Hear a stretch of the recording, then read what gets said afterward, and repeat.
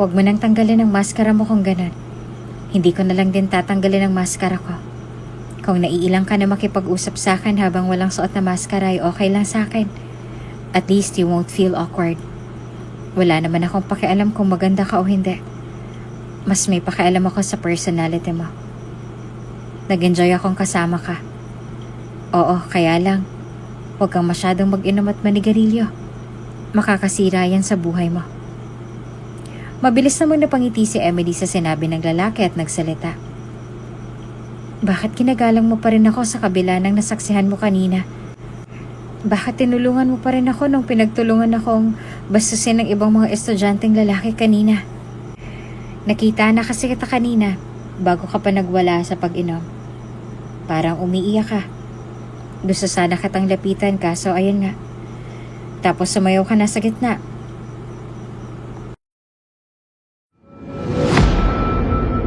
Bago ka pa lang sa channel na ito, Ate Jane TV, huwag kalimutang pindutin ang notification bell and subscribe button. Sana po hindi naman malaking abala sa inyo ang pagpindot ng subscribe button dahil ang kapalit po nito ay ang pagsuporta para makapag-produce ng mga libreng stories sa mga channels ni Ate Jane. Maraming salamat!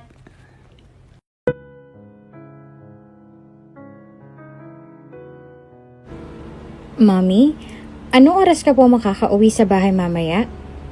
Tila naglalambing na tanong ng anak ni Emily na si Lily at nagpapakyut ang tingin na ibinigay sa kanyang ng umagang yon. Kaya naman natawa agad ng mahina si Emily at itinigil muna ang pagsusuklay sa kanyang basang buhok at saka umupo sa gilid ng kama at marahang kinandong ang kanyang 8 taong gulang na anak sa kanyang kandungan at nakayakap rito na nagsalita. Same time pa rin anak, mga 8 p.m. Bakit po? Naglalambing ding sagot ni Emily rito at hinalikan ito sa pisngi. Ngumuso naman kaagad ito at sumagot sa tanong niya. 8 p.m. na naman? Di si Nana Cheryl na naman pong magbabasa ng favorite storybook ko na Sleeping Beauty? Tila nagtatampong tanong pa ng bata. Kaya naman napabuntong hininga na lamang si Emily at nagsalita. Kasi anak, masyado pa kasi talagang busy sa trabaho si Mommy. At yung boss ni Mommy maraming pinapagawa sa kanya sa work. Tapos malaking problema ng boss ni Mommy sa work at mainit ang ulo nitong mga nakaraang araw. At siguradong dahil yon sa malaking problema sa work niya bilang boss kaya laging late umuwi. At syempre dahil secretary si Mommy ng boss niya, late na rin umuwi si Mommy nitong nakaraang mga araw. Pero wag kang mag-alala baby girl ha. Dahil pag okay ng lahat sa work ni Mommy, pag okay ng problema ng boss ni Mommy, babawi ako sa'yo. Ipapasyal kita sa mga lugar na gusto mong pasyalan. Kaya ngayon pa lang, tatanungin na kita kung saan mo ba gustong mamasyal pag di na nag-overtime si Mommy. O di kaya pwede na makapag-day off si Mommy ulit. Saan mo ba gusto anak, ha? Nakangiti na matamis sa tanong ni Emily sa kanyang anak na si Lily. Mas lalo naman siyang napangiti ng matamis nang makita niyang agad na nag-isip ito kung saan. At mga segundo muna ang lumipas bago ito nagsalita na sa wakas. Mommy, wala po akong ibang maisip na lugar na gusto kong puntahan kundi yung lugar kung saan naroon si daddy ko po. Gusto ko pong puntahan na si daddy sa working place nila, Mommy. Kahit gaano kalayo po, pupunta po ako. Okay lang po sa akin, Mommy. Kahit po sasakay po tayo ng airplane papunta sa kanya. Okay na po ako doon. Hindi na po ako matatakot sa pagsakay ng airplane, Mommy. Hindi na po ako matatakot na baka masuka pa ako doon. Basta ang mahalaga po ay makita ko na po ang daddy ko na hindi ko pa po nakikita sa buong buhay ko po. Gusto ko na po kasing makita at mayakap ang daddy ko po kahit saglit lang. Nakakaingit na po kasi ang mga ibang classmate ko po sa school. Hatid sundo po kasi sila ng mga daddy o papa nila po. Tapos yung ibang daddies po ng mga classmate ko pag lunch break po, ay pinupuntahan po sila saglit ng mga daddies nila kasi may binibigay sa kanila na food. Tapos yung isa ko pa pong classmate na si Dayan, pinuntahan po siya ng daddy niya sa lunch break namin kahapon kasi pinainom po siya ng gamot niya po para sa kanyang lagnat po. Ayaw niya po kasing umabsent sa school at dahil ayaw niya na rin na ang mommy niya or yung yaya niya po ang pumunta sa school namin para painumin po siya ng gamot, ay ang daddy na lang po niyang pumunta po sa kanya para makainom na po siya at para maging okay na pong pakiramdam niya. Kaya po hindi ko maiwasan na mainggit sa kanila, Mommy. Kahit lagi mong sinasabi sa akin na huwag mainggit kasi bad po yun, na maging masaya na lang po tayo sa buhay ng iba at magsumikap na lang po para sa buhay natin. Pero Mommy, paano po ako magiging masaya para sa mga classmates ko kung pagkakaroon ng daddy na po ang pag-uusapan? Nakakainggit po talaga, Mommy. Nakakaiyak po. Kaya pwede po ba puntahan na natin si daddy sa abroad, Mommy? Kasi po gustong gusto ko na po kasi siyang makita at mayakap. Kahit 5 seconds lang po. O di kaya 2 seconds po. Tapos pwede na siyang bumalik sa work niya para hindi ko na po siya maistorbo. Tapos mag-aantay na lang ako kung kailan talaga kami pwedeng magkita. Ang importante po ay nakita at nayakap ko na po ang daddy ko sa wakas. At nakapagpa-picture na po kami sa isa't isa para yun na lang pong titingnan ko lagi before ako matulog. Ididikit ko po siya sa giant teddy bear na pinadala po sa akin ni daddy last year. At nang marinig yun ni Emily lahat mula mismo sa bibig ng kanyang kawawang anak, ay mabilis na napalis ang matamis na ngiti sa kanyang mga labi at kaalinsabay niyon ay mabilis na pamumuo ng mga luha sa kanyang mga mata. Kaya mabilis niyang niyakap ang anak upang hindi nito makita ang mga luha na mabilis nang nagsipatakan mula sa mga mata niya ng mga sandaling yon. Pagkuhay na pahinga ng sunod-sunod dahil pakiramdam niya ay sasabog ng loob ng kanyang dibdib dahil sa sobrang paninikip nun dahil sa mga sinabi ng kanyang pinakamamahal na anak. Naninikip ang dibdib ni Emily ng mga sandaling yon. Naninikip ng sobrang dibdib niya. At tila hindi na siya makahinga ng maayos sa mga oras na yon habang kayakap ang anak na si Lily dahil sa sobrang sakit na kanyang nararamdaman. Dahil ang totoo, sa kanya lang galing ang mga malalaking regalong laruan at giant teddy bear na yon tuwing birthday nito. Pinapalabas lang niya ang galing yan sa kanyang ama, ngunit ang totoo ay nagsinungaling siya rito noon pa mang magkaisip na ito at hinahanap na nito ang ama nito.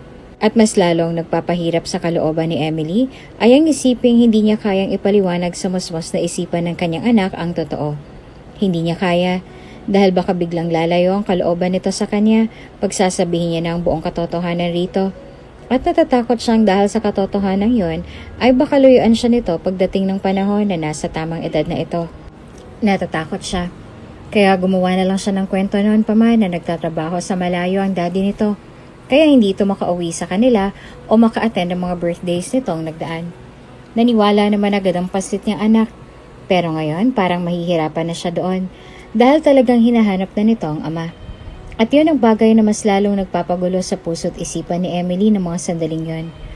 Ngunit ganun pa man ay pinilit na lang niya ang sariling magpakatatag bago pa simpleng pinahira ng mga luha sa kanyang mga mata at saka nagpaskel ng isang pilit ng ngiti sa kanyang mga labi bago kumalas mula sa pagkakayakap sa anak at pagkuway sa magot rito. Oo, sige anak. Kung yan ang gusto mo, sige. Pupunta tayong Hong Kong pag nakaluwag-luwag na si Mommy. Doon kasi nagtatrabaho ang daddy mo eh. Aniya at napatikim ng sunod-sunod dahil sa kaasiwaan ng pagsisinungaling niya ulit sa kanyang anak. Nakita naman ni Emily na hindi agad natuwa si Lily sa kanya, sinabi. Pagkuway nagsalitang muli ang paslit. Pag nakaluwag-luwag na po? Paano po pag sa susunod na taon ka pa po makakaluwag-luwag, Mommy? Di ibig sabihin po sa susunod na taon pa po kami magkikita ni Daddy, Mommy? Pero Mommy, gusto ko na po kasi talagang makita si Daddy eh. May mapait na ngiti sa mga labing wika nito at mabilis na pinahira ng mga namumuong luha sa mga mata nito bago yumuko roon. Upang siguro hindi niya makita na umiiyak ito. Kaya na may pabuntong hiningang niyakap niya ulit ang anak upang pakalmahin na ito bago nagsalita sa mahinang boses. Sige anak, huwag kang mag-alala. Gagawin ni Mami ang lahat upang mapadali ang pagpunta natin sa daddy mo, ha? Pupuntahan natin siya sa lalong madaling panahon, okay? Agad namang nagliwanag ang magandang mukha ng kanyang anak at nagniningning agad ang mga matang nagsalita. Talaga po, Mami? Gagawin niyo po yon? Promise po? Mabilis na tumangu-tango naman agad si Emily na tila excited na tanong ng anak bago nakangiti nagsalita. Yes, anak. Pangako ni Mommy yan. Pangako. Wika ni Emily kahit naramdam niya ang matinding pagpiga ng puso niya sa sinabi ng mga naninigurong tanong ng anak niyang si Lily sa kanya. Sabay naisip niya na pupunta lang sila doon sa Hong Kong. Tapos pupuntahan nila ang company ng kaibigan niya doon at kunwari ay tatanungin niya at magpapanggap ito bilang boss ng daddy ni Lily. Tapos sasabihin nito sa harap ng bata mismo na hindi ito papayag na istorbohan nila sa trabaho ang daddy ng bata at some other time na lang magkikita ang mga ito pag hindi na busy. At pagkatapos ay ipapasyal niya na ito sa Disneyland kung saan naroon ang mga favorite Disney princess nito para mawala ang lungkot nito roon. Sisiguraduhin niyang mag-i-enjoy roon ang bata at saglit na mawawala ang atensyon nito mula sa daddy nito. Pagkatapos ay uuwi na sila sa Pilipinas at sasabihin na lang niya rito na saka na lang sila babalik doon pag hindi na busy ang daddy nito. At naisip pa ni Emily na siguro na may maiintindihan na siya ng anak dahil at least pinagbigyan niya ng gusto nito. Napabuntong hininga na lamang si Emily sa tinahak ng kanyang isipan at tulalang napatingin sa kawalan dahil sa sumunod na naisip niya. At yon ay ang saan siya hahanap ng pera upang makapunta sila sa lugar na sinabi niya sa anak niya. Samantala, tahimik na tinatahak ni Alex ang daan patungo sa kanyang office ng umagang yon. At kahit binabati naman siya ng lahat ng mga empleyado niya sa araw na yon, ay hindi niya ulit magawang batiin ang mga ito pabalik na katulad ng nakasanayan niya at nakasanayan ng mga ito. Malaki kasi talaga ang problema niya. At hindi lang iyon dahil sa kumpanya, kundi dahil na rin iyon sa mga makukulit at demanding ng mga magulang niya na pag hindi niya sundin ang mga gusto ay magtatampo na sa kanya at sasabihin hindi niya mahal ang mga ito. Nais na lamang tuloy mapailing roon ni Alex. Ngunit pinigilan na lamang niya ang sarili at pumasok na lamang sa kanyang opisina ng umagang yon.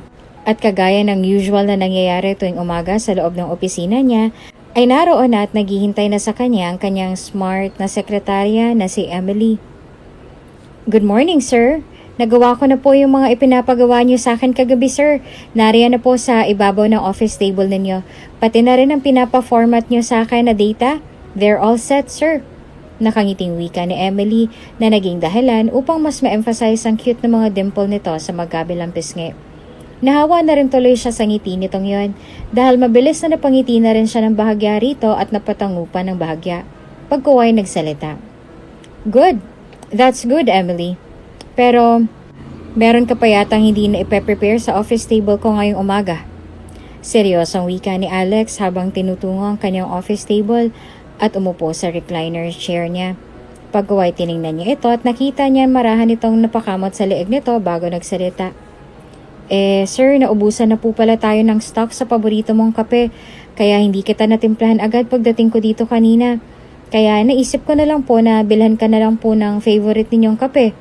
Kaso bago pa lang po ako natapos sa pag-prepare ko ng mga papeles sa table ninyo po at nang akmang lalabas na ako para bumili po ng kape ninyo, nagkataon na pumasok na po kayo kaya ngayon pa lang po ako aalis para bumili nun, sir. Paliwanag pa ni Emily kay Alex na agad nagpatawa kay Alex ang mahina. Sabay marahang napailing-iling doon. Pagkuway nagsalita na ang binatang CEO. Ikaw talaga, Emily, minsan talaga mapapaisip ako kung secretary ba talaga kita o maid. O di kaya sugar mommy ko. Trabaho mo minsan ay pagtimpla ko ng kape.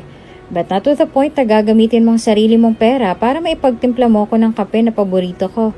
Tapos ikaw pa mismong bibili.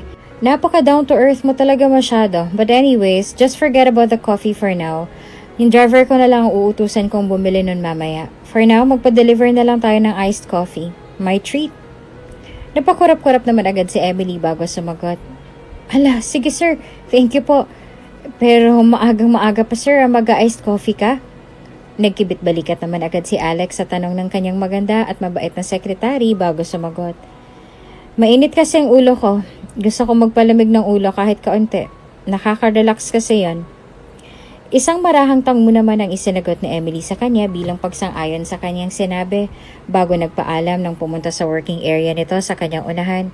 Kaya sumang-ayon din agad si Alex rito bago inutusan ng kanyang driver sa baba ng kumpanya na mag-order na ng kape sa Starbucks para sa kanilang dalawa ni Emily.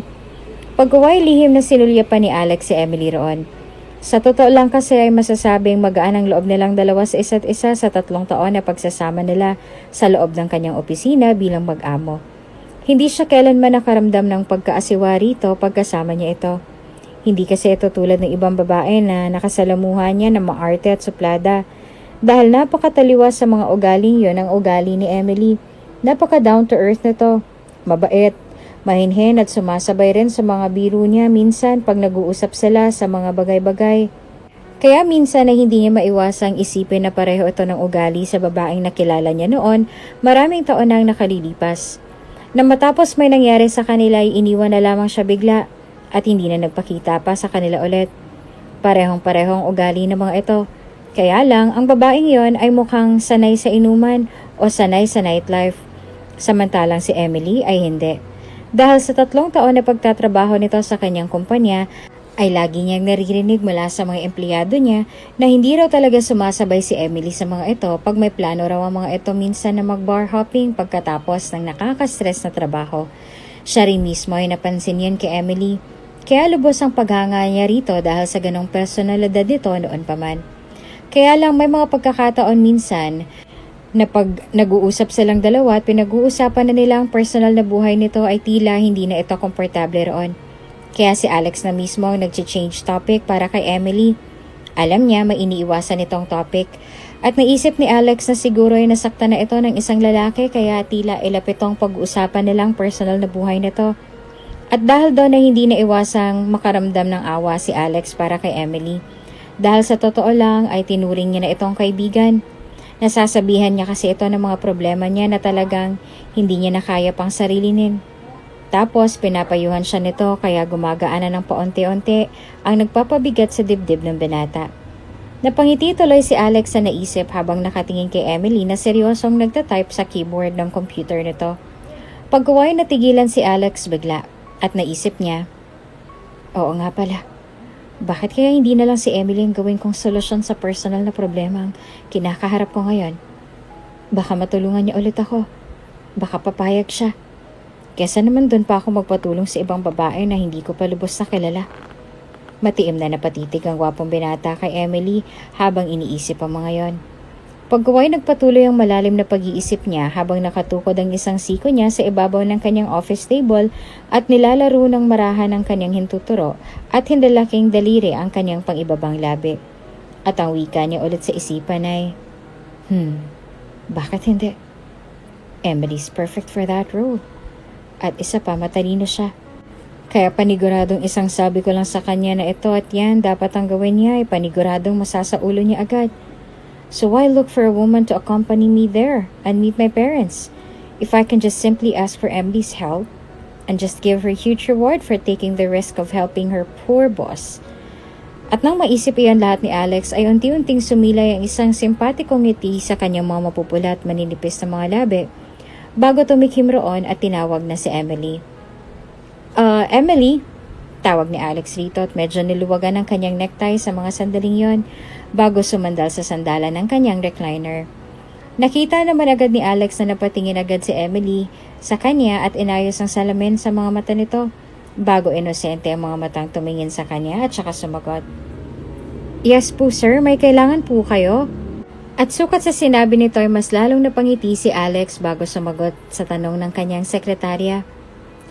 Actually, yes. Pwede ba kitang makausap saglit?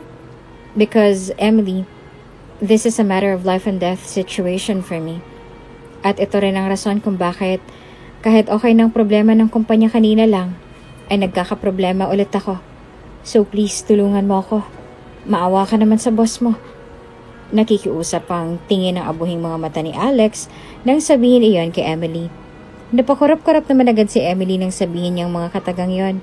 Pagkuway kitang-kita niya sa magandang mukha nito ang pag-aalala sa kanyang mga sinabi bago marahang tumayo at nilapitan siya. Ano po yung problema niyong yan, sir? Baka po makatulong ako. Wika agad ni Emily na kaagad na nagpabangon ng malaking pag-asa sa puso ni Alex ng mga sandaling yon. Timing naman na tumawag na ang driver niya at sinabing naroon na ang order niyang mga kape. Kaya nang makaalis na ang driver ni Alex ay tiningnan niya ulit si Emily at nagsalita.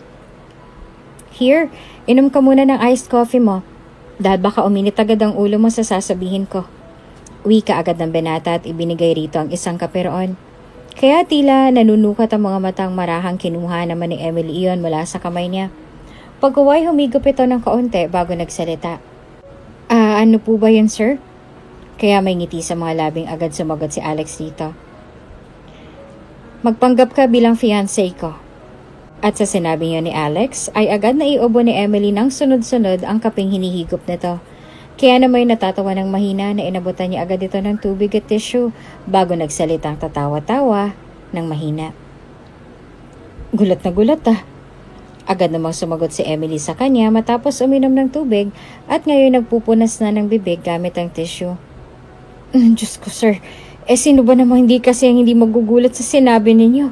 Isipin nyo nga, nakakagulat na nga siguro na sabihin mo ako na magpanggap akong girlfriend mo. Fiancé pa kaya? Bakit po pala gusto mong magpanggap ako bilang fiancé mo sir? Pwede ko po bang malaman? Namumulang mga pising tanong nito sa kanya. Kaya naaaliw na nangingiti ng pilyo na tumugon rin agad si Alex kay Emily. But of course, Emily, so here's the reason. As you can see, babaero ang amo mo. 3 taon mo na akong nakikita na papalit-palit ang mga babae. Kaya natatakot ang mga magulang ko na baka raw sa dami ng mga babae ko, mapikot ako o mapunta sa babaeng hindi nila gusto. They want a prim and proper woman for me. At dahil hinahanapan na nila ako ng babaeng kilala nila na prim and proper daw na makakadate ko for 5 days sa family gathering namin sa London, naisip ko na maghanap na lang ako ng babaeng makakapagkunwaring matino sa harap nila mom and dad at ipakilala ko bilang fiancé ko. At kunwari matagal na kaming nagkakilala kung kaya't hindi na ako napapabalitang may bagong babae na naman for almost a month. Kahit ang totoo ay busy lang talaga ako sa problema ng kumpanya sa nakalipas na mga araw at linggo. So that's it. And because of that, dahil pinipressure nila ako at parang siniship sa prim and proper na anak ng kasosyo nila sa isa nilang negosyo, kaya maghahanap na lang ako ng babaeng kayang magpanggap na prim and proper sa harap ng parents ko. Instead of agreeing na makipag-date ako sa babaeng hindi ko pa kilala. And worst, who knows, she's not my cup of tea, right? And when I didn't mean to stare at you earlier, I thought for a moment, you are the perfect person for the job. Kasi hindi mo na kailangang mag-acting na prim and proper kang babae kasi totoong prim and proper ka naman talaga. Kaya makakapag-focus ako doon na ipakita sa kanila kung gaano kita kamahal kunwari. At na love at first sight talaga ako sa'yo. But anyways, 3 weeks from now pa naman ang family gathering namin sa London. So you have several days to prepare yourself for that. Hindi na rin sila magdududa kung bakit ang bilis ng pangyayari at naging fiancé kita agad. Kasi may 3 weeks na lumipas from this day kung kailan pinipressure na nila ako mag-settle sa isang matinong girlfriend daw. Then, why not dumiretso na lang ako sa isang matinong fiancé? Para hindi na nila ako ipapartner sa kung sino-sino na para bang teenager pa lang ako. At higit sa lahat, para hindi na nila ako kulitin. Am I right, Emily?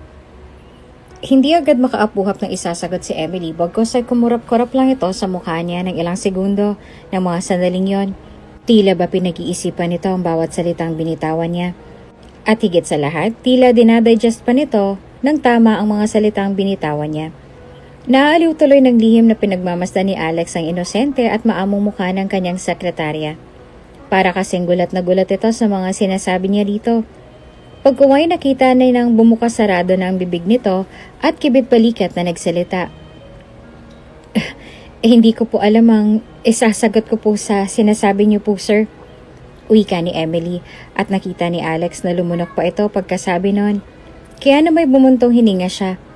Alam naman niyang hindi magiging madali iyon na nakakagulat nga ang kanyang sinabi. Kaya sumeryoso na ang kanyang mukha habang nakatitig rito sabay nagsalita. Emily, masyado ba kitang nagulat sa sinabi ko? Muling napakurap-kurap si Emily bago nagawang sumagot sa kanya. Sa totoo lang po, nakakagulat po talaga pero huwag ka pong mag-alala, tutulungan ko po kayo. At sukat sa mga huling salitang binitawan ni Emily ay agad umaliwala sa mukha ni Alex sa mga sandaling yon. Pagkuway nagsalita siya. Talaga? Tutulungan mo ako? Agad namang tumangutango ito ng marahan at sumagot. Oo po sir, kaya lang po masyado po yatang matagal ang 5 days para umabsent po ako. Tila nahihiyang wika pa ni Emily at yumuko. Si Alex naman ng mga sandaling yon ay nais mapangiti. Hindi niya kasi mapigilan ang sariling maaliw sa sinabi ni Emily. Dedicated talaga ito sa trabaho nito. At ni minsan ay hindi ito umabsent sa trabaho. Mawawala lang to sa loob ng opisina niya pag mag-day off lang talaga. Minsan nga hindi na ito nagde-day off na para bang nasasayangan talaga siya sa mga araw na wala itong trabaho. Kaya naiintindihan niya si Emily kung bakit nito nasabi iyon. At dahil doon ay may ngiti sa mga labing tinapik niya ng marahan ang balikat nito. Kaya napaangat agad ito ng tingin sa kanya ng marahan. Pag-uway nagsalita ng binatang CEO. Emily, gusto ko lang sabihin sa'yo na hindi mo na kailangang mag-alala sa 5 araw na pagtulong mo sa akin dun sa London. Dahil bayad ang araw-araw mo doon kasama ako. Parang nagtatrabaho ka pa rin habang nag-enjoy doon. And aside from that, I'll give you a huge amount as a reward for helping me. That amount that I'm talking about is 10 million pesos, Emily. At sa sinabing yun ni Alex sa isang malakas na singapang narinig niya mula rito, kasabay ng panlalaki ng mga mata nito, pagko ay nagsalita. 10 milyon po? Nakangiting tumangu-tangu naman agad si Alex at sumagot. Yes, Emily. You heard me right. 10 milyon ang ibibigay kong reward sa'yo. Dahil hindi biro ang gagawin mong pagpapanggap bilang fiancé ko doon for 5 days. Kasi syempre, kailangan ko ring hawakan ang kamay mo doon. But don't worry, that will only happen when we're in front of them to make our show more convincing. And don't worry, dahil hanggang hawak lang sa kamay ang gagawin ko sa'yo doon. Hindi nalalagpas pa. Sinisigurado ko yan sa'yo. So, are we okay now? Can we proceed to the next step to make our show excellently more convincing? May matipid na ngiti sa mga labing marahang tumangu-tangu naman agad si Emily, kaya napatangu na rin si Alex bago nagsalita. Good. Now the next step is the way you dress. You have to be classy when we get there, Emily.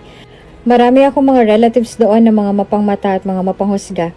At ayokong gaganunin ka nila doon. So in order for you to achieve that classy outfit, mag-hire ako ngayon ng 2 professional na tuturuan ka kung paano maging classy sa pananalita at pananamit, while maintaining your prim and proper personality, of course. So starting tomorrow night, after work, magte-training ka na. At ngayon din mismo, ibinibigay ko na agad sa iyo ang reward mo. Nakangiting wika ni Alex at pumirma na sa cheque niya roon bago ibigay rito. May mga namumuong luha naman agad sa mga mata ni Emily nang tanggapin ito ang cheque mula sa kamay niya. Bagay na naging dahilan upang matigilan si Alex roon. At naisip agad niya kung bakit ba umiiyak si Emily sa mga sandaling yon habang nakatingin sa cheque na nasa kamay nito. Okay rin naman maging masaya, pero bakit umiiyak ito? Luha ba iyan ng labis-labis na kaligayahan? Napaisip naman lalo si Alex roon at naisip niyang baka nga yun ang dahilan na sobrang saya ni Emily dahil nagkaroon na ito ng napakalaking pera. At napakasaya ni Alex dahil kita niyang nasihan talaga ito ng sobra-sobra sa ginawa niya. At hindi nga siya nagkamali sa naisip niya dahil nakumpirma niya iyon nang humikbing nagsasalita ito roon. Sir Alex, maraming salamat po. Hindi mo po alam kung gaano po malaking tulong itong binigyan niyo po sa akin ngayon. Sobrang malaking tulong po nito sa akin. Kaya bilang ganti ko po sa tulong ninyong to, ay gagawin ko po ang lahat upang hindi po tayo mabuking ng parents mo doon. Gagawin ko po ang best ko sa pag-acting para po sa inyo, sir. Nakangiting wika nito habang humihikbi pa rin doon ng mahina. Kaya naman natatawang kumuha siya roon ng ilang sheet ng tissue at ibinigay iyon dito na inabot naman ito at saka nagsalita. Salamat po, sir. Anito at namumulang mga ilong at mga pisnging pinunasan na nito ng marahan ng mga luha mula sa mga mata nito at sa mga pisngi nito. Pagkuway nagsalita na si Alex. You're always welcome. So anyways, since sinabi mo na sa akin na gagawin mo ang best mo sa pag-acting para sa akin, then why not show me now a glimpse of your acting skill? Agad naman itong napakurap-kurap sa kanyang sinabi bago nagsalita. Po? Paano? At sukat sa inosenteng tanong nitong yon ay agad na pangiti na makahulugan si Alex bago sumagot. I love you, Emily.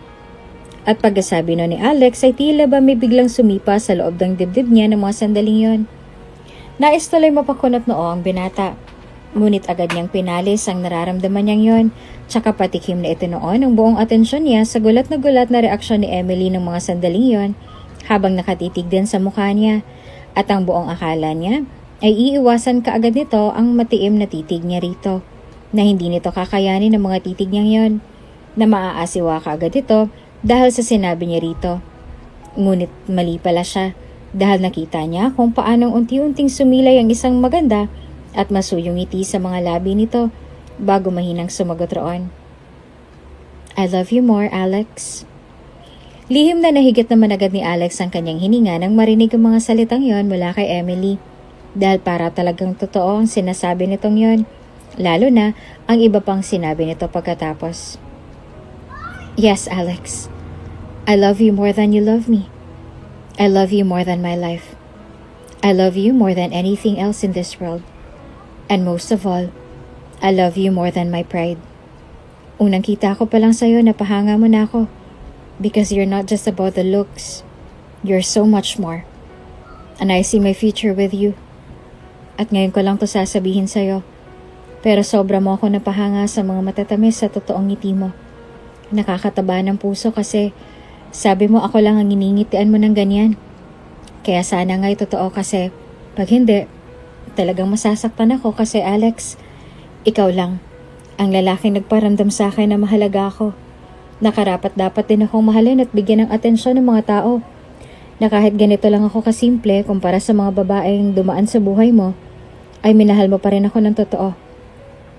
Pinaramdam mo sa akin na kamahal-mahal rin ako. Nakarespe-respeto. Nagsimula tayo bilang magkaibigan. Pero hindi ko sukat akalain na habang kasama kita, ay mahuhulog na pala ako sa'yo ng dahan-dahan. Akala ko nga nung una na isang normal lang na paghanga pa rin ang nararamdaman ko para sa'yo. Pero mali pala ako. Lumalim na pala nang hindi ko namamalayan habang kasama kita at kausap kita sa mga bagay-bagay dito sa mundo.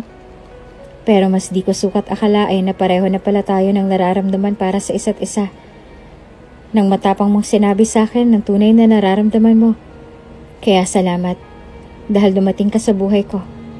Salamat dahil may isang ikaw na nag-i-exist pa sa mundo. At higit sa lahat, salamat sa Panginoon dahil ginawa ka niya para iparealize sa akin na karapat dapat din pala akong mahalin at intindihin. At ikaw ang ginawa niyang instrumento para doon. Kaya maraming salamat sa iyo, Alex. Minahal mo ako ng totoo. Kaya mamahalin din kita ng buong puso ko. Ikaw lang ang lalaking mamahalin at pagsisilbihan ko habang ako'y nabubuhay. Ipinapangako ko yan sa'yo. Ipinapangako ko yan. Mahina at mahabang wika ni Emily kay Alex habang hindi nilulubayan ng titig ang kanyang mga mata. Napalunok naman si Alex sa lahat ng mga narinig niya mula dito dahil parang totoo ang lahat ng sinabi nitong iyon. Kaya hindi niya namamalaya ng binata na bahagya na palang nakaawaw ang bibig niya habang nakatitig kay Emily. Hanggang sa natauhan na lamang siya nang maramdaman niyang marahan nitong tinapik ang ibabang braso niya at tila nahihiyang nagtanong sa kanya. Okay na po ba yung acting yun, sir? Pasado na po ba kung yun ang sasabihin ko sa'yo sa harap ng parents mo soon, in case of emergency? Napangiti naman agad si Alex sa tanong ni Emily at mabilis na tumangutang ko at saka natatawang sumagot. Jeez, Emily. You actually nailed it. That's good. That's exactly what I want to hear from you. Pag nasa harap na natin sila mom and dad over dinner on our first night there, let's put all our best effort for the show soon, okay? Nakangiting wika ni Alex at kumindot rito. Namula naman agad ang mga pisngi nito sabay sabing, okay po sir, fighting. Mas lalong napangiti naman si Alex sa sinabi ni Emily, ngunit sumagot rin naman rito ng fighting. Wika ng binatang CEO at bahagyang itinaas ang isang medyo nakakuyom na kamao gaya ng ginagawa nito nang bigkasin niya ang salitang yon. Pagkuha ay nagkatawanan ng mahinang sabay na nilang ininom ang kanilang malamig na kape sa mga sandaling yon. At habang abala si Emily sa pag-inom ng kape nito, ay hindi naman napigilang mapatitig ni Alex sa magandang mukha ng kanyang sekretarya habang tila tuksong umaalingaw-ngaw sa isipan niya ang sinabi nito kanina. Yes, Alex. I love you more than you love me. I love you more than my life. I love you more than anything else in this world. And most of all, I love you more than my pride. Unang kita ko pa lang sa'yo na pahanga mo na ako. Because you're not just about the looks. You're so much more. I see my future with you. Ang mga linyang yon, hindi niya alam pero napangiti siya ng dahil doon. At naisip niya na marahil ay dahil naaaliw lang siya sa sinabi nito. Pero hindi niya maiwasang isipin na baka may lalaki na talaga itong nasabihan ng mga ganoon-on. Dahil parang may pinaguhugutan talagang mga sinasabi nito. Parang ramdam na ramdam ng binata ang bawat salita nitong yon. Kaya hindi niya maiwasang isipin na baka nasaktan na talaga nito ng isang lalaki noon kaya gano'n na lamang ang tila pagiging asiwa nito pag pinag-uusapan ng personal na buhay nito. Kaya naisip ni Alex na kung totoo ngang hinala niya ay susubukan niyang ipa-open up iyon sa mga bagay na nagpapabigat sa loob ng dibdib nito bilang kapalit sa walang pag-aatubiling pagsang-ayon nito agad sa pakiusap niya. Para kasi kay Alex ay hindi kailanman matutumbasan ng pera ang utang na loob ng isang tao. Kahit 10 milyon pa ang ibinigay niya rito, tutulungan niya rin ito na gumaan ng tila nagpapabigat sa dibdib nito noon pa man. At gagawin niya ni Alex sa 5 araw na magsasama sila ni Emily sa London. Kaya nang iisipin na lamang niya ang mga sandaling yon na sana'y magtagumpay sila ni Emily sa pagpapanggap nila roon. Pero nararamdaman ni Alex na magtatagumpay talaga sila dahil may tiwala siya sa katalinuhan ni Emily at sa acting skills nito. At sa naisip niya yon ay napangiti na lang tuloy ng mas matamis si Alex roon habang nakatingin pa rin sa maganda at inosenteng mukha nito. Anak, halika. May magandang balita si Mommy sa'yo. Excited na wika agad ni Emily sa kanyang anak matapos niya itong pupugin ng halik sa buong mukha nito at pagkatapos siya nitong salubungin ng halik sa pisngi at yakap ng gabing iyon pagkarating niya galing trabaho. Tila na-excite din naman agad ang kanyang anak sa sinabing iyon ni Emily kaya ang sabi nito agad na makaupo na sila sa sofa ay, "Sige na po, Mommy. Ano po yung magandang balita na sasabihin niyo sa akin?" Napangiti naman agad ng maluwag si Emily sa tanong ng paslit at saka huminga ng malalim bago sumagot. "Lily, anak, may pera na si Mommy para pang travel natin sa Hong Kong. Mapupuntahan na natin ang daddy mo doon." At gaya ng inaasahan ni Emily ay agad na pasinghap ng malakas si Lily at namilog pa ng husto ang magagandang mga mata nito habang nakatitig sa kanyang mga mata ng mga sandaling yon. Pagkuway, umiyak na nagsalita na ito. "Talaga po, Mommy, talaga po. Hindi po kayo nagbibiro, Mommy." Humihikbi na paniniguro nito sa inang si Emily. Kaya humapdi na rin ang sulok ng kanyang mga mata habang nakatitig sa sobrang nasisiyahang ekspresyon ng magandang mukha ng anak habang umiiyak sa halatang nag-uumapaw na kaligayahan roon. Pagkuway tumangu-tangu ng marahan na sumagot si Emily sa tanong ng anak habang may mga luhang tumulo na rin sa kanyang mga mata ng mga sandaling yon. "Oo, anak. Totoo ang sinabi ni Mommy. Hindi ako nagbibiro. Kaya maghanda ka na, okay? Kasi pagkatapos ng 5 araw na business trip ni Mommy, for sure, next month mapupuntahan na natin ang daddy mo sa Hong Kong, okay?" Bigla namang humagulgol ang paslit sa kanyang sinabi at bigla siyang niyakap ng mahigpit sa sobrang kaligayahan bago pahagulhol na sumagot sa kanya.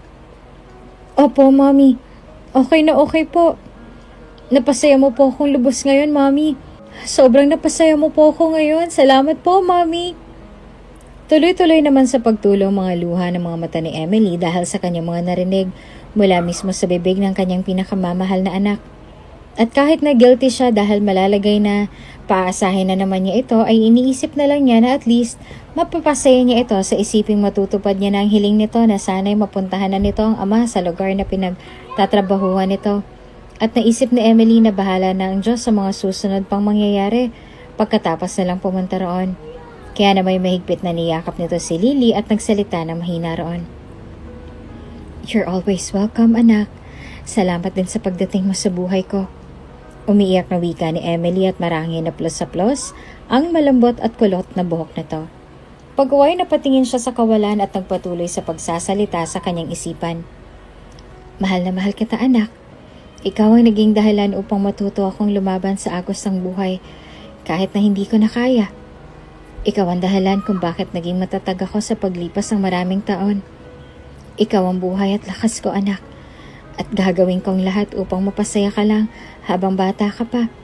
At tanging hiling ko lang ngayon, anak, na sana hindi mo ako iiwan pag malaki ka na at pag malaman mo na ang lahat.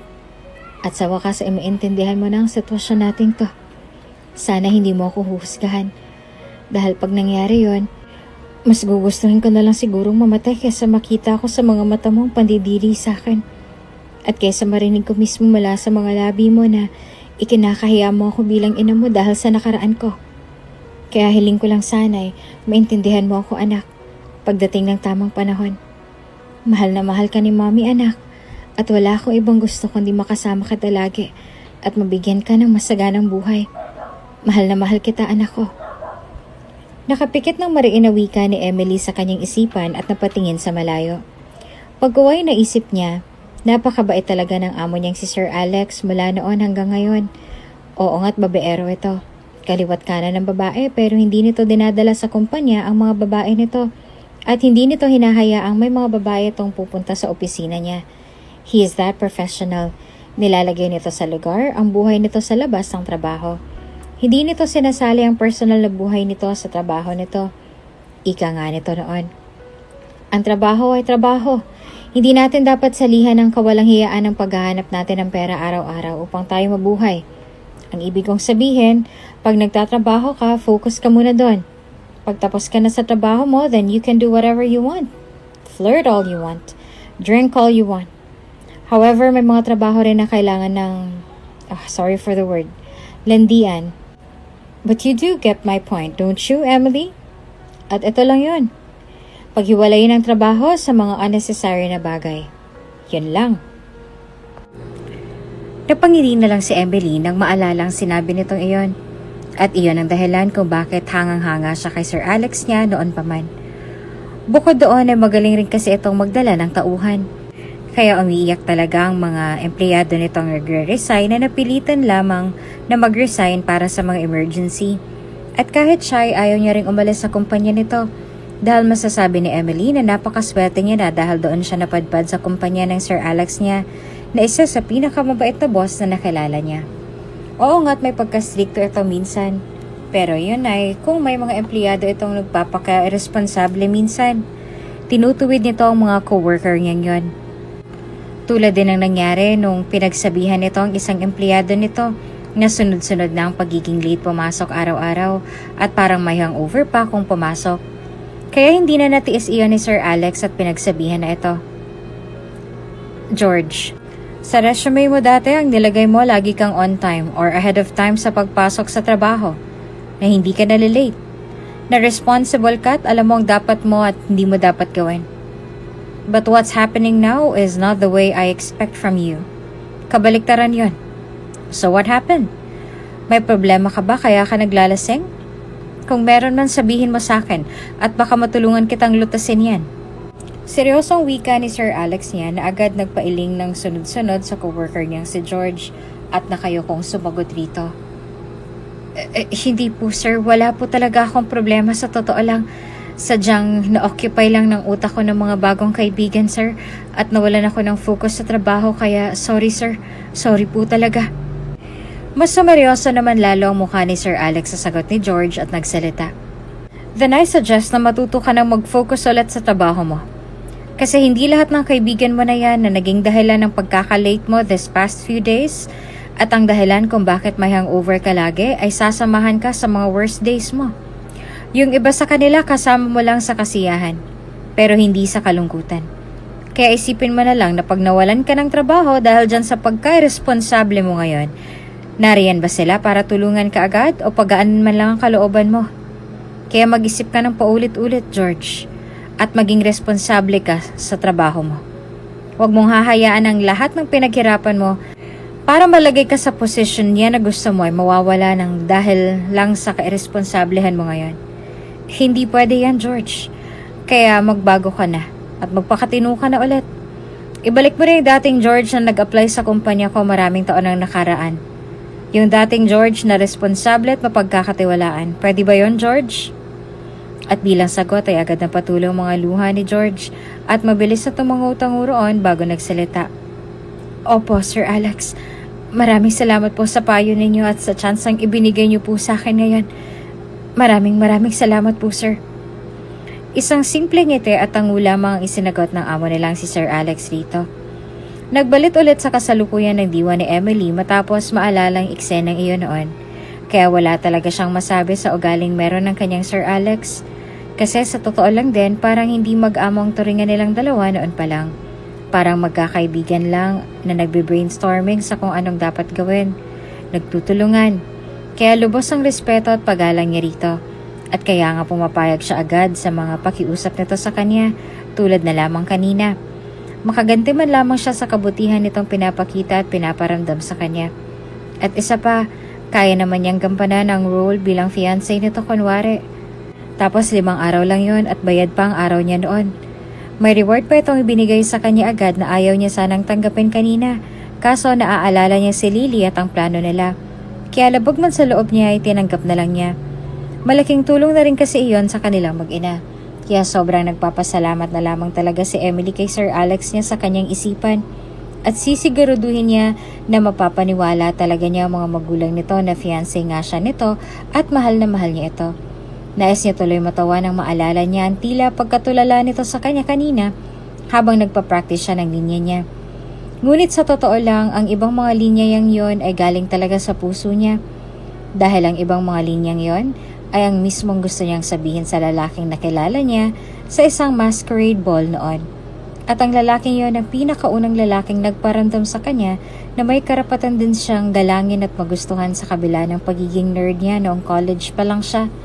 Pagkuway biglang umalingaw-ngaw sa kanyang isipan ng mga salitang sinabi ng lalaking yon sa kanya bago may nangyari sa kanila. Huwag mo nang tanggalin ang maskara mo kung ganun. Hindi ko na lang din tatanggalin ang maskara ko. Kung naiilang ka na makipag-usap sa akin habang walang suot na maskara ay okay lang sa akin. At least you won't feel awkward. Wala naman akong pake kung maganda ka o hindi eh. Mas may pake ako sa personality mo. Enjoy akong kasama ka. Oo. Kaya lang, huwag ka masyadong magiinom at manigarilyo. Makakasira yan sa buhay mo. Mabilis naman na napangiti si Emily sa sinabi ng lalaki at nagsalita. Bakit ginagalang mo pa rin ako sa kabila ng nasaksihan mo kanina kung saan umiinom ako at naninigarilyo? Bakit tinulungan mo pa rin ako nung pinagtulungan mo akong bastusin ng ibang mga estudyanteng lalaki kanina? Nagkibit balikat naman ito bago sumagot. Nakita kasi kita kanina bago ka nagwala sa pag-inom. Parang umiiyak ka sa isang tabi. Gusto sana kitang lapitan. Kaso ayun nga, umiinom ka na at naninigarilyo na. Tapos sumayaw ka na sa gitna.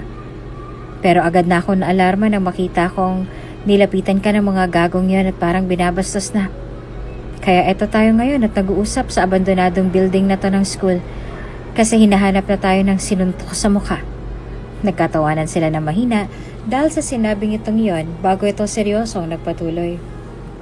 So yun na nga, nang makita kita kanina na parang umiiyak ka, alam ko na agad na tila may pinagdadaanan ka kaya hindi ka dapat binabastos. At ikaw naman, huwag ka na ulit mag-inom at sumayaw ng ganoon upang hindi ka mabastos. Naiintindihan mo ba? Hindi naman agad sumagot si Emily sa lalaki. Bagos ay tinitigan niya itong mabuti sa kabila ng pamumungay ng kanyang mga mata dahil sa kalasingan. Humahanga kasi siya rito dahil sa paraan ng pag-iisip nito. Napakalawak nito mag-isip. At dahil doon ay gusto niyang sumaludo rito. Hindi niya akalain kahit estranghero pa ang lalaki sa kanya dahil hindi pa sila nagkakakilanlan sa isa't isa ay nagdulot na ito ng isang malaking impact sa kanya.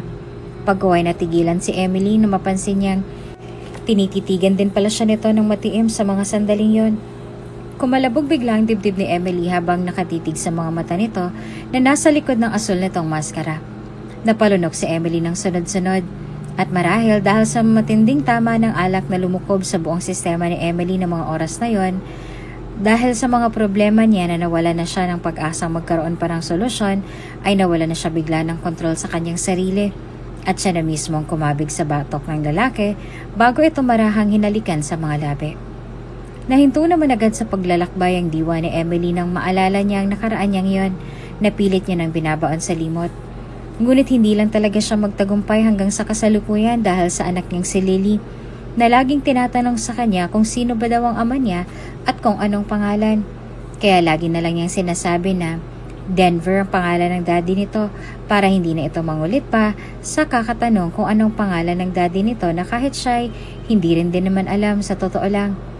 Napabuntong hininga na lang si Emily sa tinatahak ng kanyang isip at pilit na isinasaksak na lang ulit sa kanyang utak si Sir Alex niya at ang pagsisimula ng training niya bukas. At dahil doon ay saka pa lang siya nakuhang umiti roon bago bumuntong hininga ng malalim. Handa na siya sa training niya bukas. Handa na siyang gawin ang lahat upang matulungan ng boss niyang si Sir Alex. Pero hindi rin maiwasang isipin ni Emily kung ano kaya mga kaganapan sa buhay niya ng among si Alex habang magkasama sila sa loob ng 5 araw sa napakagandang lugar ng London. Pagkatapos ng 3 linggo, "Fasten your seatbelt, Emily. And remember not to call me Sir Alex there. Kaya ngayon pa lang, Alex na lang munang itawag mo sa akin." Wika ni Alex kay Emily habang sakay na sila sa private plane nito nang magsimula ng umandar yan paitaas.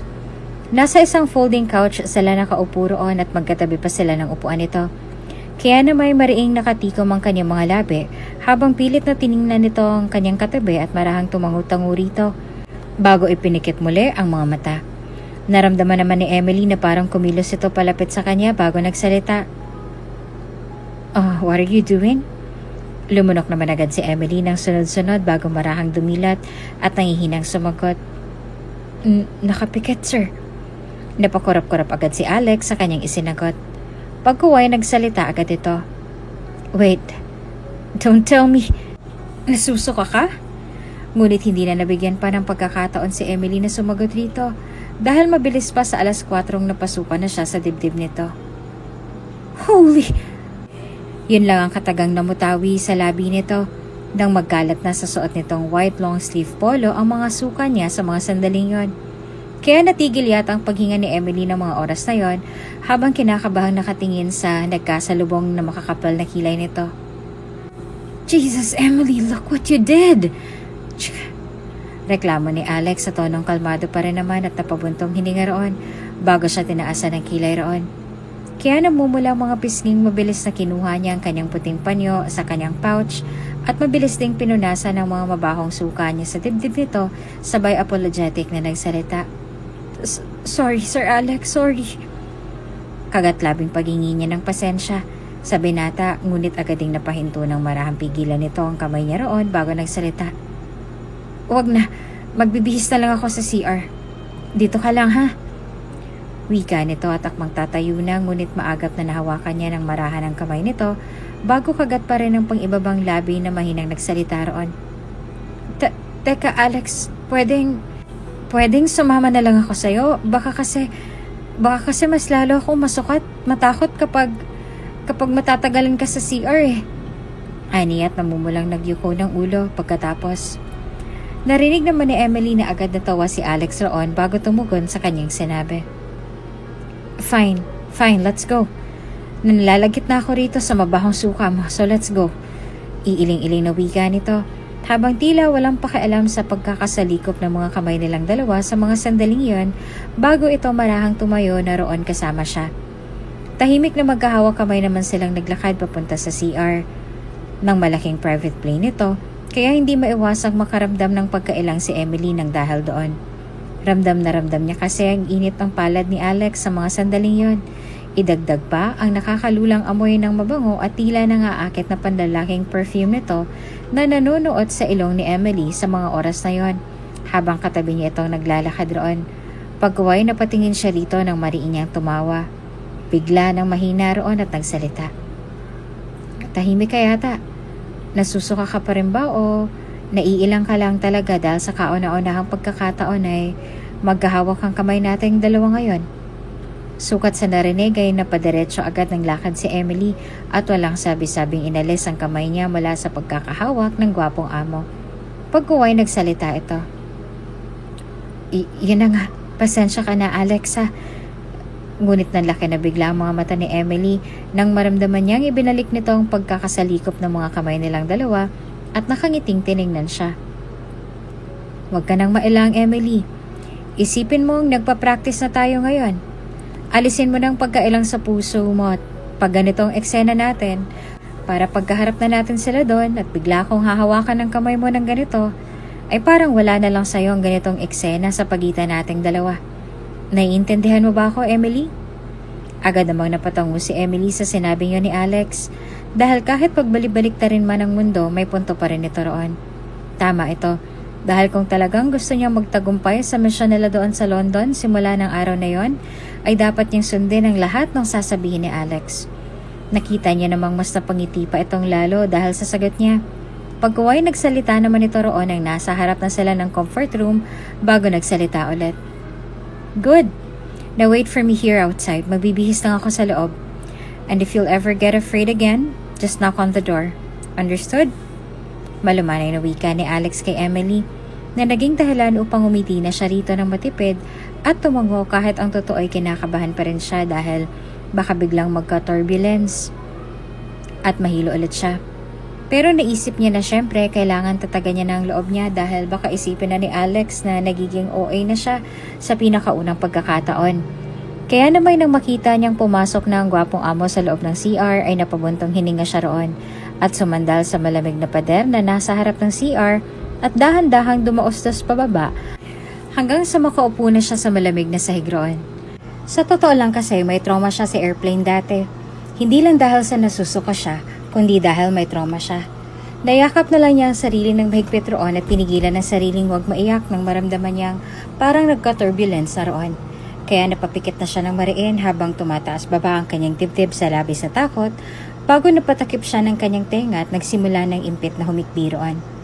Noon naman biglang bumukas ang pinto ng comfort room. Emily? Emily, what's wrong?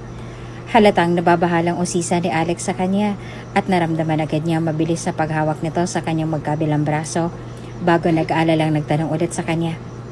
Emily, anong nangyari sa'yo? Nasaktan ka ba? May masakit ba sa'yo, Emily?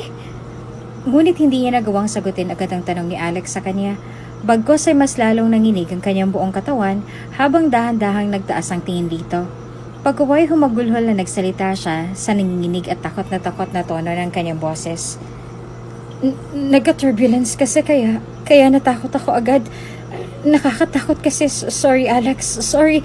Nakakatakot na kasi talaga. Sorry. Paghagulgol na wika niya. Kinabahan kasi talaga siya, sobra.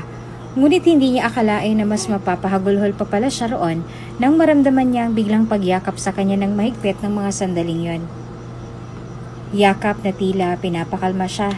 Yakap na tila gusto nitong sabihin sa kanya na naroon lang ito sa mga oras na yon para samahan siya. Shh, it's alright, Emily, it's alright. No need to say sorry. Hindi matatawag na kasalanan ng natatakot na damdamin ng isang tao kaya umiyak ka lang ngayon. Sige lang, hanggang sa mawala na yung takot na nararamdaman mo ngayon. At hanggang sa gumaan na yung pakiramdam mo. Huwag kang mahiya sa akin. Hindi na ako iba sa'yo. At nang marinig yan lahat ni Emily mula kay Alex ay para bang nag-ibang tingin niya rito. Sa isang iglap ay parang hindi niya na nakita na amo niya si Alex ng mga sandaling yon. Kundi nakikita niya na ito bilang isang lalaking nagmamalasakit sa kanya ng mga sandaling yon. At dahil doon ay nawala ng dahan-dahan ng pag-aalinlangan sa loob ng puso niya, nayakapin din ito ng mahigpit. Kaya na may unti-unti na ring iniyakap sa likuran ni Alex ang dalawang braso niya rito bago ito dahan-dahang niyakap ng mahigpit. Pagkaway na papikit si Emily. Hindi niya akalaing hahantong sila sa ganoong eksena ng amo niyang si Alex na noon pa man ay hinahangaanan niya. At mas lalong hindi din niya akalaing gagaan nga ang pakiramdam niya ng mga oras na yon habang kayakap niya ito at habang nararamdaman niya ang marahang pagtapik nito sa kanyang likuran. Pagkaway na pahinga na siya ng malalim ng sa wakas ay kumalma na nga siya roon at marahan ng kumalas mula sa mahigpit na yakap ni Alex sa kanya. Salamat, Alex, ha? Buong pusong pasasalamat na Emily sa binata at bahagyang umiti rito kahit na may luha pa sa kanyang mga mata. Ngumiti rin naman si Alex pabalik sa kanya at marahang inipit sa likod ng tenga niya ang kaunting hibla ng kanyang buhok na tumatabing sa mukha niya pagkaway nagsalita. Walang anuman. Nakangiti pa rin wika ni Alex sa kanya pagkaway napapitlag si Emily at mabilis na pakurap-kurap habang tila nagkabuhol-buhol na yata ang kanyang paghinga sa sandaling yon nang maramdaman niya ang marahang pagpahid ni Alex sa kanyang mga luha mula sa kanyang mga mata at seryoso nagsalita. Ano ba naman tong fiancé ko? Napakaiyakin pala. Tila nanunod yung wika pa ni Alex kay Emily na naging dahilan upang magpakawala siya ng isang mahinang tawa at nahihiyang ngiti rito bago suminghot roon at natatawang sumagot. Sorry naman po, fiancé ko. At pagkasabi niya noon ay sabay silang nagtawanan roon ng mahina. Pagkaway marahan na siya nitong pinatayo roon habang nakaalala ito sa kanya at magkahawak kamay na bumalik na sila sa pwesto nila kanina. At ang buong akala pa nga ni Emily, bibitawan na ni Alex ang kamay niya pag nakabalik na sila sa pagkakaupo roon. Pero nagkamali siya. Dahil hanggang sa makaupo sila ulit ay hawak-hawak pa rin ito ang kamay niya at nilararo-laro iyon habang may naaaliw na ngiti sa mga labi nito, sabay tahimik na nakatingin sa malayo. Siya na may pumikit na lamang doon at inisip na lamang na hindi siya sumakay sa eroplano ng mga oras na yon upang hindi siya matakot at masukang muli. Emily? Tawag pansin ni Alex sa kanyang pangalan, kaya marahan siyang napamulat at napatingin dito bago tumugon. Tanging nasamit lamang ni Emily sa mga sandaling yon. Ayaw niya nang magsalita pa dahil baka masuka ulit siya. At ayaw niya nang madisgrasya ang kulay asul na long sleeve polo shirt nito dahil baka ito na mismo ang magtatapon sa kanya sa labas ng bintana bilang ganti sa pamimerwisyo niya rito sa loob ng private plane nito. Ngunit biglang nahinto ang paglalakbay ng kanyang diwa saglit nang sa wakas ay marinig niya ulit itong magsalita sa kanyang tabi. Emily, your hands are shaking. Natatakot ka na naman ba? Hindi naman agad umimik si Emily sa tanong ni Alex dahil syempre nahihiya siya at baka kung ano na talagang isipin ni Alex sa kanya sa pagkakataong yon. Kaya na may imbes na tumango ay agad siyang umiling-iling roon bago ibinaling ang kanyang mukha sa tagiliran niya upang maitago rito ang takot na nararamdaman niya ng mga sandaling yon. Ngunit gano'n na lamang ang pagkislot niya nang maramdaman niyang marahan itong isinandal ang ulo niya sa balikat nito at pabulong na nagsalita. You're welcome, Emily. Matulog ka na. Gigisingin na lang kita mamaya pagdating natin sa London. Wika nito tumikim bago marahang isinandal rin ang ulo sa sandala ng upuang higaan na yon. At hindi alam ni Emily kung bakit pero namalaya na lang niya ang sariling napangiti na matamis roon habang nakapikit. Parang bigla ay gusto niya nang yakapin ito ng mahigpit kahit pa nga ba may pagkasarkastiko ang dating ng unang sinabi nito na naging dahilan upang lihim siyang maaliw roon. Pagkuway napaisip siya. Sir Alex, wag mo naman masyadong galingan sa pag-acting at pag-practice. Dahil baka maniwala na ako sa inyo to. Mahirap na. Nais tuloy mapailing na wika ni Emily sa isipan at nais magpakawala ng isang malalim na buntong hininga. Pagkuway naisip niya na wag naman sanang umabot sa punto na umasa na siya na sana maging totoo na lang ang pagkukunwari nilang dalawa. Dahil paniguradong siyang magiging kawawa. Kaya mula sa mga sandaling yon ay pipigilan niya na ang sarili na mag-react ng labis sa tuwing magpapakita ito ng pagka-gentleman sa kanya. Dahil lagi niyang isasaksak sa isipan na practice lang iyon, kaya kailangan makisabay siya. Aalisin niya na sa puso niya ang nakakatakot na damdaming nais umalpas mula sa kaibuturan ng kanyang puso pag may ginagawa itong sobrang nakakapagpaligaya sa kanya ng lubos. Dahil parte lang iyon ang drama nito, kaya kailangan makisabay siya sa bawat ginagawa nito. At dahil doon ay bumuntong hininga na lamang si Emily at may ngiti sa mga labing tuluyan ng pumwesto roon sa balikat nito. Pagkuway nagsalita ng mahina sa inaantok na boses. Thank you, fiancé. Ani at unti-unti nang kumalma bago dahan-dahang kinain na ng antok ang kanyang sistema. Kaya hindi niya na namalaya ng matamis na ngiti ni Alex roon bilang reaksyon sa sinabi niya. Are you sure na darating talaga dito si Alex ngayon, tita? Nakataas ang kilay na tanong ni Ashley sa kanyang tita Elizabeth sa mga sandaling yon habang nilalaro sa kanyang kamay ang wine glass na hawak. Nagkibit balikat naman agad ang kanyang tita Elizabeth at may masayang ngiti sa mga labi na sumagot. Yes, Ashley, but don't worry, tumawag na siya sa akin kanina na baka medyo malate sila sa pagdating dahil medyo natagalan ang kanyang fiancé sa pagdating sa private plane niya. May importante raw kasi munang nilakad mag-isa bago nakarating doon.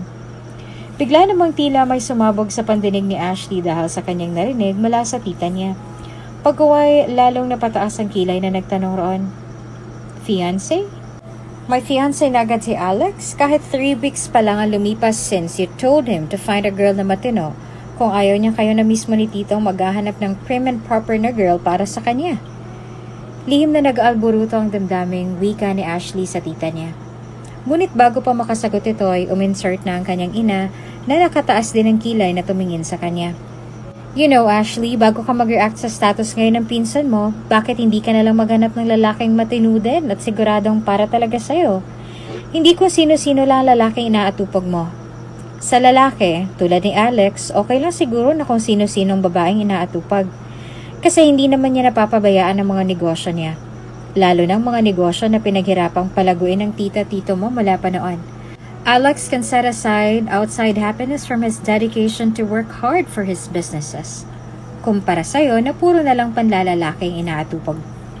Puro na lang bar hopping kasama ng mga pariwaraan na din sa buhay ng mga kaibigan mo. At hindi mo na napagtutuunan ng pansin ng mga negosyo natin na pinaghirapang ipundar namin ng ama mo. Kasi puro ka na lang kaistupidahan. Hindi mo na inisip ang magiging damdamin namin ng iyong ama. Mabuti na lang at nariyan si Alex at paminsan-minsan ay nakaka-supervise din sa mga negosyo natin. Tinutulungan niya kami ng ama mo kahit busy rin siya sa sarili niyang mga negosyo. Dahil kung hindi, matagal na siguro tayong lumubog sa utang ng dahil sa'yo. God, Ashley, wala ka na talagang ginawang matino. Mula pa noon hanggang ngayon. You couldn't even make us proud. Mabuti pa kay Alex. Proud na proud kami ng ama mo.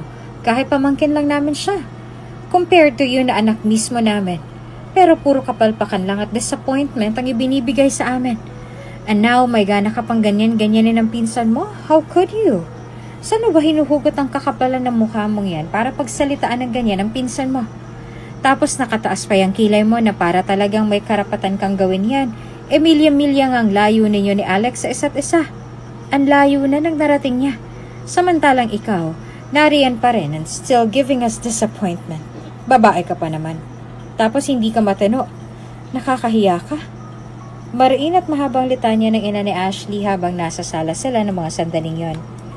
Ang dalaga na may parang biglang napako sa kinauupuan at parang nais nang maiyak roon dahil sa harap-harapang pangiinsulto nito sa kanya sa harap ng mga relatives niya at higit sa lahat sa harap ng mga magulang ni Alex. Malumanay na sinaway naman ito agad ng tita Elizabeth niya. Pero mula ng mga sandaling yon ay natahimik na lang siya roon at biglang tumingin sa ibang direksyon habang nakatiimbagang na nagsalita sa kanyang isipan. Bisit ka talaga sa buhay ko, Alex. Mula noon hanggang ngayon, lagi ka na lang nilang ikinukumpara sa akin. Mas nararamdaman ko pang ang ikaw ang gusto nilang maging anak kesa sa akin. Nakakaimbyerna ka na talaga. Ano naman kasi kung mas matalino ka kumpara sa akin? Ano ngayon kung mas marami kang na-achieve mula pa ng mga bata pa tayo? Kabila ng pagkababaero mo. Nagsumikap naman ako Naging cum laude naman ako ng college. Pero mas gusto talaga ni mami na maging magna cum laude rin ako kagaya mo.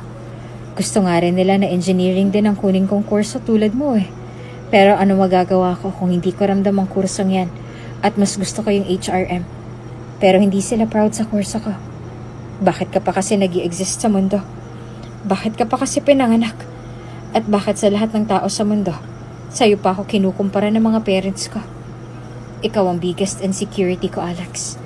Dahil sa'yo, nawala na ako ng ganang ipursige ang gusto ko talagang marating sa buhay. Dahil sa'yo, napariwaraan na lang ako at hindi na nakapofocus sa pamamahala ng negosyo namin. Kasi what's the use kung lagi ka na lang nilang ikinukumpara sa akin? But this insecurity of mine won't last, Alex. Dahil gagawin ko ang lahat upang ma-disappoint din sila sa'yo. Tingnan lang natin kung sasaluduhan ka pa rin nila. Pagkatapos, I will make sure of that, dear cousin. I will make sure of that. Mariing wika ni Ashley sa isipan at nilagok lahat ng laman ng wine sa kanyang wine glass.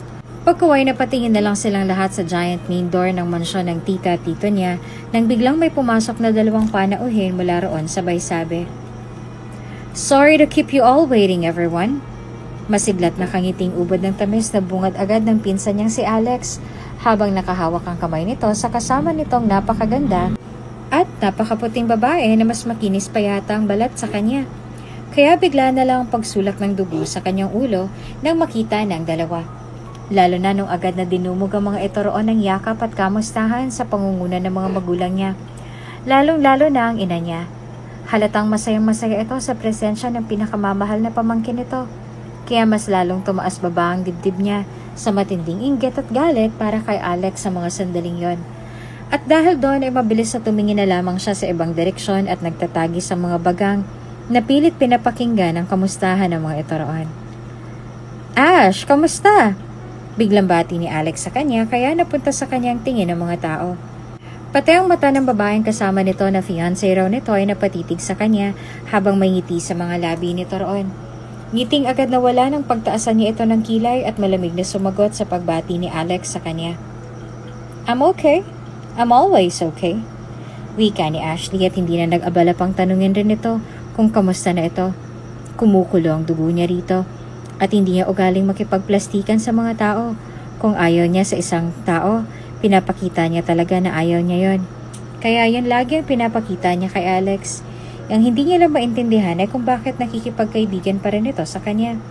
At sa isip niya ay marahil nagbabait-baitan lang ito sa kanya para mas lalo siyang mainis rito at upang mas mahalin at hangaan pa ito ng mga tao sa paligid nila.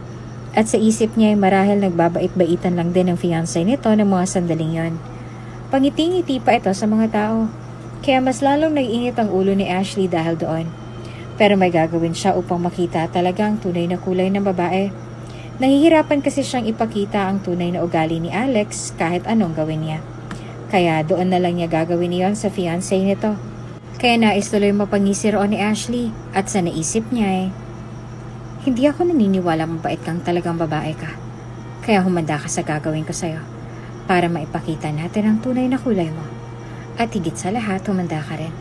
Dahil gagawin kong impyernong pananatili mo dito kasama yung bisit na pinsan ko. Wika ni Ashley sa isipan at lihim na napangiti na lamang ng makahulugan doon. So, Iha, paano nga pala kayo nagkakilala nitong uniko iho kong si Alex? Halos mabulo na naman sa kinakain niya si Emily ng mga sandaling iyon nang bigla siyang tanungin ng gano'n ng magandang ina ni Alex. Kaya tumikim muna siya at nginitian ito ng matamis. Pabalik bago magalang na sumagot rito. Nagkakilala po kami sa isang restaurant 3 weeks ago. May problema po ako noon about sa work and then nakita niya pala akong umiiyak dun sa corner kaya nilapitan niya po ako. And then we talked. He gave me advices at pinagaan niya po ang loob ko. I never thought someone like him, a stranger like him to be exact, can actually sweep away my problem at work that time. Kaya magaan agad ang loob ko sa kanya. So that's where everything started. We started dating and knowing each other more. Until a few days passed, he confessed his feelings for me. So I did the same. And then few days passed again, hiyaya niya na ako magpakasal. Kasi sabi niya baka maagaw para ako ng iba. Cheesy, right? But he got me there, so I said yes. Because truth is, ayoko ring maagaw siya ng iba. O mapunta siya sa iba. Kasi pakiramdam ko siya na talaga yung lalaking para sa akin. I just felt it. And I don't know why. But I just fell for him that fast. And he told me the same. Siguro ganun talaga kapag makakaramdam ka ng pagmamahal, ng tunay na pagmamahal. Malalaman mo na lang agad. Mararamdaman mo na lang agad. It doesn't even matter kung ilang days lang kayong nagkakalala o ilang oras o ilang minuto. Kasi pag dumating na yun sa puso mo, hindi mo na mapipigilan yon. Para sa iba nakakatakot pero para sa akin, hindi. Lalo na't si Alex ang minahal ko at pinili ko. I don't expect him not to hurt in the future.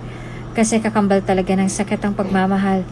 But I only expect him to just stay with me whatever bad days we will encounter in the future. Yan lang ang inaasahan ko sa kanya. Yan lang.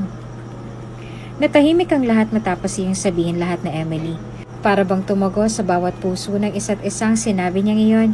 Pati nga si Alex ay natahimik rin habang matiim siyang tinititigan sa mga mata niya.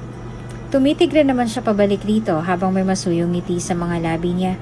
Pagkaway nakita niya na sa wakas, unti-unti sumilay na din ang isang napakatamis na ngiti sa mga labi nito bago nagsalita ng mahina roon. I will always stay by your side, Emily.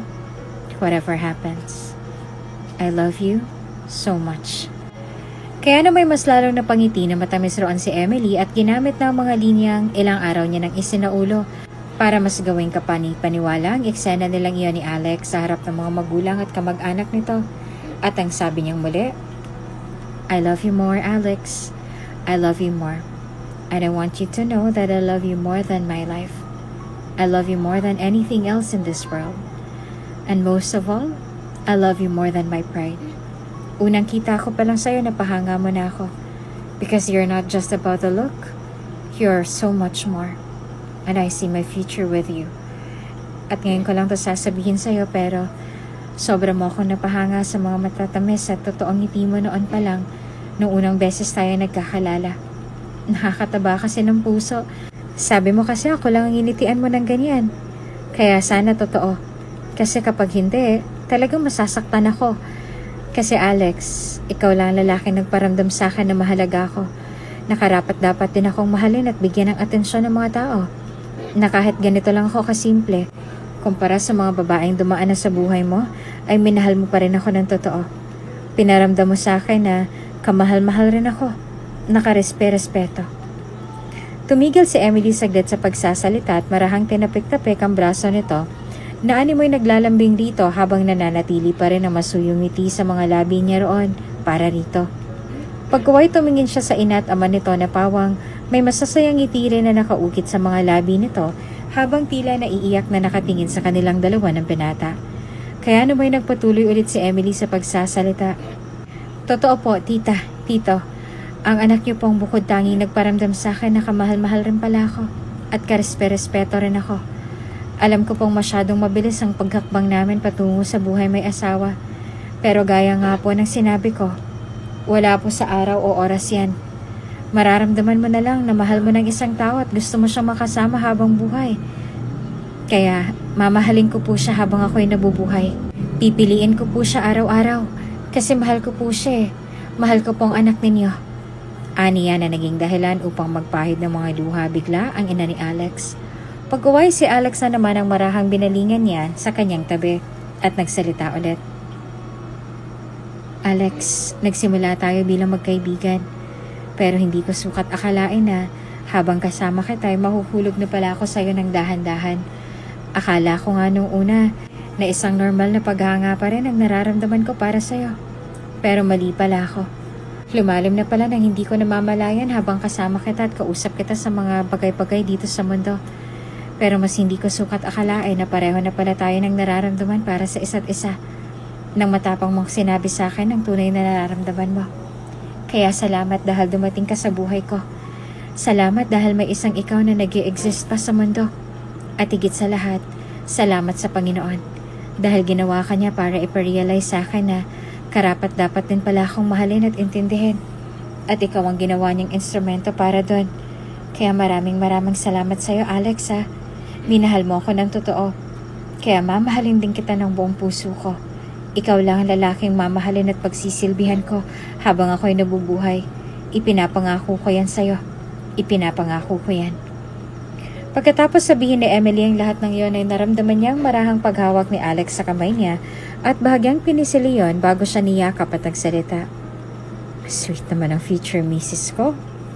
Nautawa tuloy siya sa mahinang sinabi nito. At pati rin pala halos lahat na nakaupo sa mahabang mesa na iyon ay nakitawa rin sa kanya ng mahina. Oo, halos lang.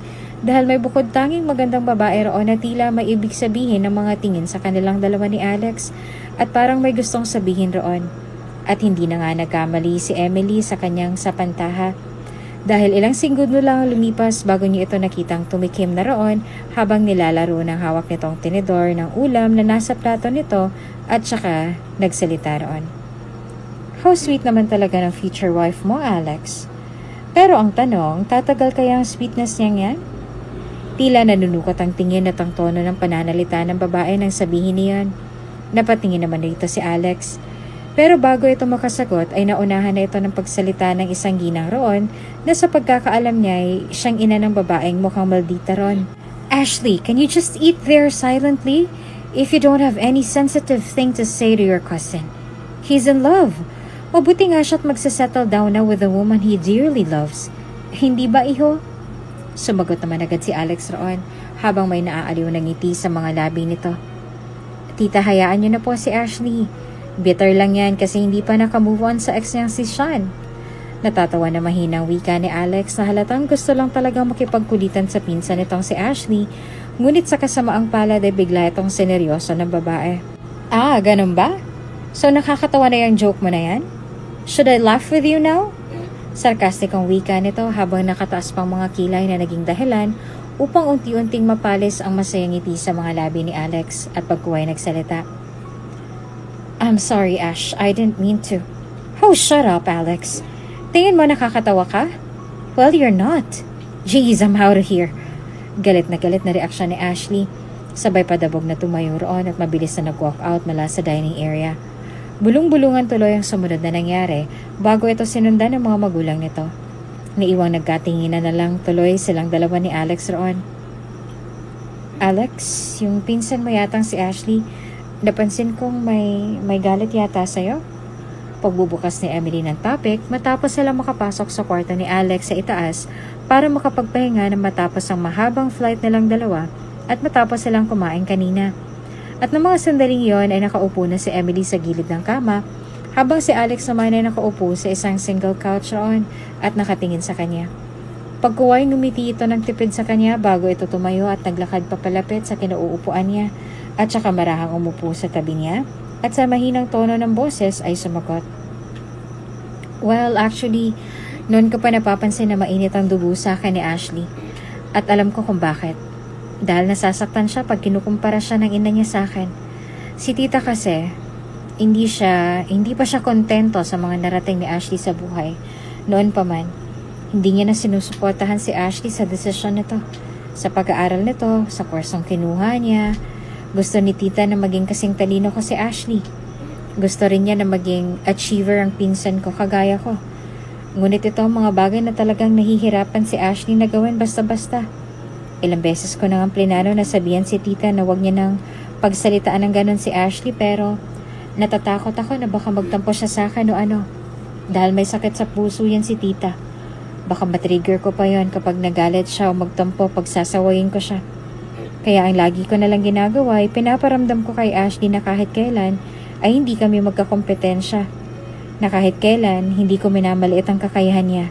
Ang narating niya, na may respeto pa rin ako sa kanya kahit na iba ng record niya sa mga mata ni tita dahil lang sa pagkasawi sa unang lalaking minahal niya.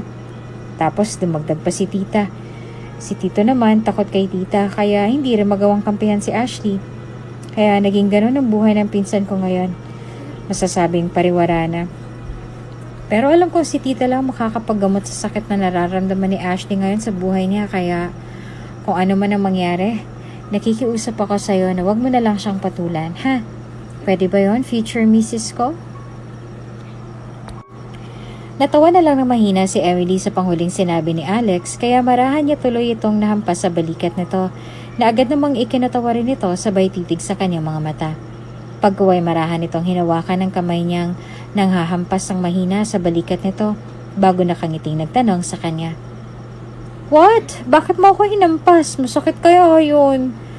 Namula naman si Emily agad at tila nagpapakyut na sinabi nito sa paghawak nito sa kamay niya nang walang babala at tila normal lang ito para rito na ginawa nito iyon bigla.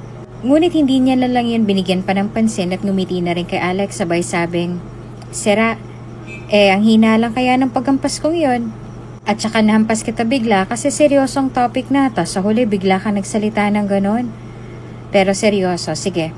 Gagawin ko yung sinabi mo, Alex. Pero kahit naman hindi mo yun sasabihin, hindi naman ako yung tipong agad-agad pumapatol sa mga nonsense sa mga salita.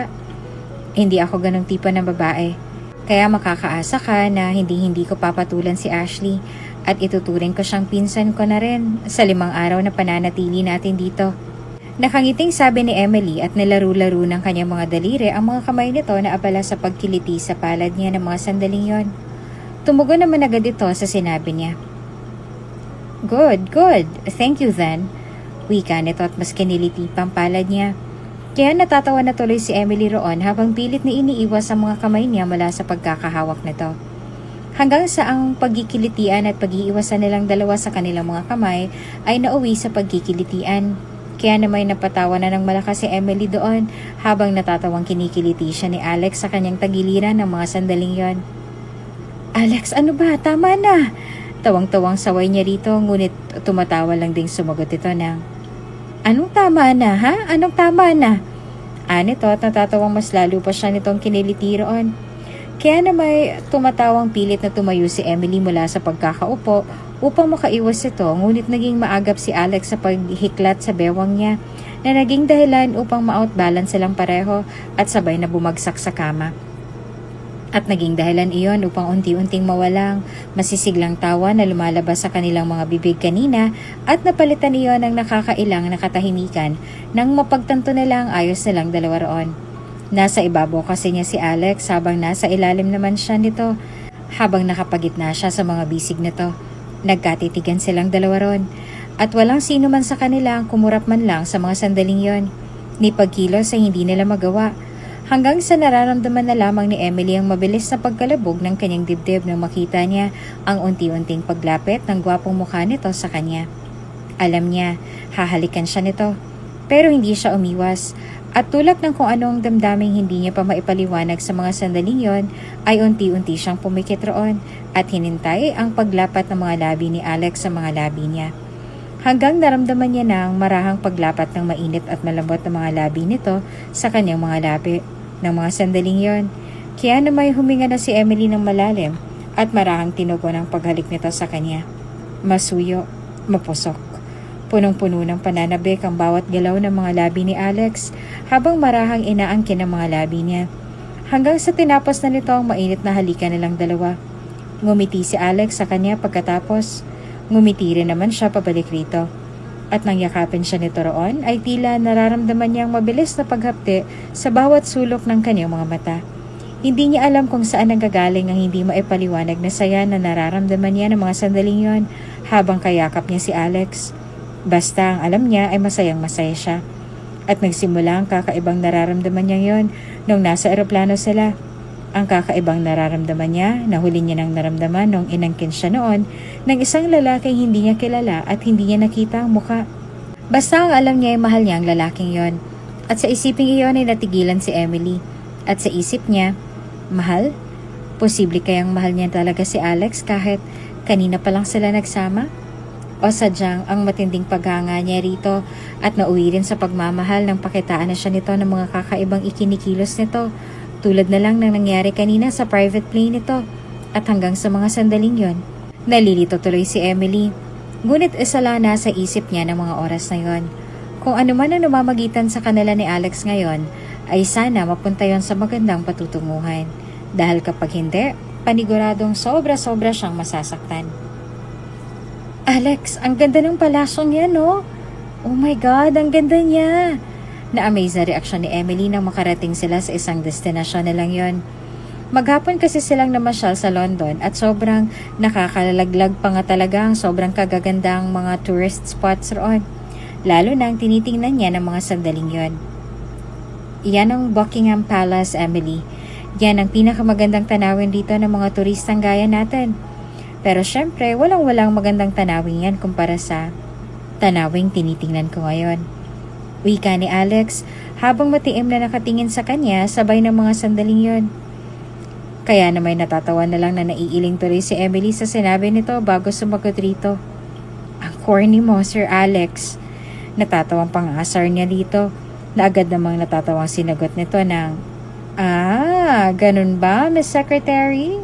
Gawin mo na ako ng presentation sa sales market ngayon din. At dahil doon ay nagkatawanan silang pareho roon, paggawa ay nagitian silang dalawa at nagyakapan bago kapwa na pahinga ng malalim roon. Pang-apat na araw na nila doon sa London at sa bawat oras na magkasama sila ay sobrang saya ni Emily. Sobrang saya. To the point na hindi niya na naiisip ang mga mangyayari pa pagkatapos noon o pagbalik nila sa Pilipinas. Nais tuloy mapabuntong hininga ni Emily dahil siya ka palang iniisip yon. Ngunit naputol ang mga iniisip niya ng mga sandaling yon nang marinig niyang magsalita si Alex matapos ang ilang segundong pananahimik nito roon habang nakayakap pa rin sa kanya. Alam mo, ang swerte ko. Ang swerte-swerte ko sa'yo. Agad namang napangiti si Emily sa kanyang narinig bago tumugon rito. Bakit mo naman nasabi yan? Nagkibit-balikat naman agad si Alex at saka sumagot. Well, kasi hindi ka lang maganda. Mabait pa. Tapos matino ka. Tapos dalaga ka pa. Sa akin lahat mapupunta ang atensyon mo at pagmamahal. Hindi tulad sa pinsan kong lalaki na si Pong. Nagkarelasyon siya sa isang dalagang ina. So anong nangyari? Ayun, halos araw-araw sila nag-aaway dahil hindi sila lagi nagkikita ni Pong at ang babae. Kasi syempre may anak ng kasintahan niya. Kaya hindi talaga mapupunta sa kanya ang lahat ng atensyon at pagmamahal ng kasintahan niya. Tapos, ang isa pa sa pinag-aawayan nila ay ang pagdidisiplina sa anak ng babae. Sutil kasi yung anak ng kasintahan ni Pong, kaya gusto niyang disiplinahin. At isa na ron ang pagagalitan niya talaga. Pero nagagalit yung kasintahan niya kasi wala raw siyang karapatan na pagalitan yung bata kasi hindi naman niya anak yon. Kaya ngayon, cool off muna sila. Kaya sinabihan ko siya na bakit kasi single mom ang pinili niya. Marami namang mga dalagang nagkakagusto sa kanya. Mahal niya raw sabi niya. Kaya sabi ko rin na ano naman bang mangyayari sa pagmamahal niya para sa babae kung lagi naman silang nag-aaway dahil sa bata. Kaya mas mabuti na lang sigurong maghiwalay na lang sila. Kasi alam kong kahit pagbalik-balik na rin ba ng mundo, ang anak pa rin ng babae ang pipiliin niya kaysa kay Pong. Ay, napaka-komplikado talaga pag single mom ang magiging kasintahan ng isang lalaki. Ano sa tingin mo, Emily? Tama ako, hindi ba? Hindi naman agad makaapuhap ng sasabihin si Emily ng dahil doon. Parang nalock yata ang bibig niya dahil sa mga sinabi nitong iyon. At dahil doon ay parang natunaw bigla ang lahat ng tuwang nararamdaman niya mula pa noong unang pagtapak nila roon at napalitan iyon ng kakaibang sakit. Pagkaway napapikit siya ng mariin upang pigilan ng mga luhang nais umalpas mula sa mga mata niya. Pagkaway ngumiti siya na mapait roon habang pilit nilakasan ang kanyang loob na magtanong rito. Alex, sumakit yata bigla ang ulo ko. Pwede na ba tayong umuwi? Gusto ko na kasing magpahinga muna. Wika ni Emily kahit parang gusto niya nang humagulhol ng iyak roon. Marami siyang mga katanungan sa kanyang isipan at natatakot siyang bigyan ng kasagutan ng mga iyon.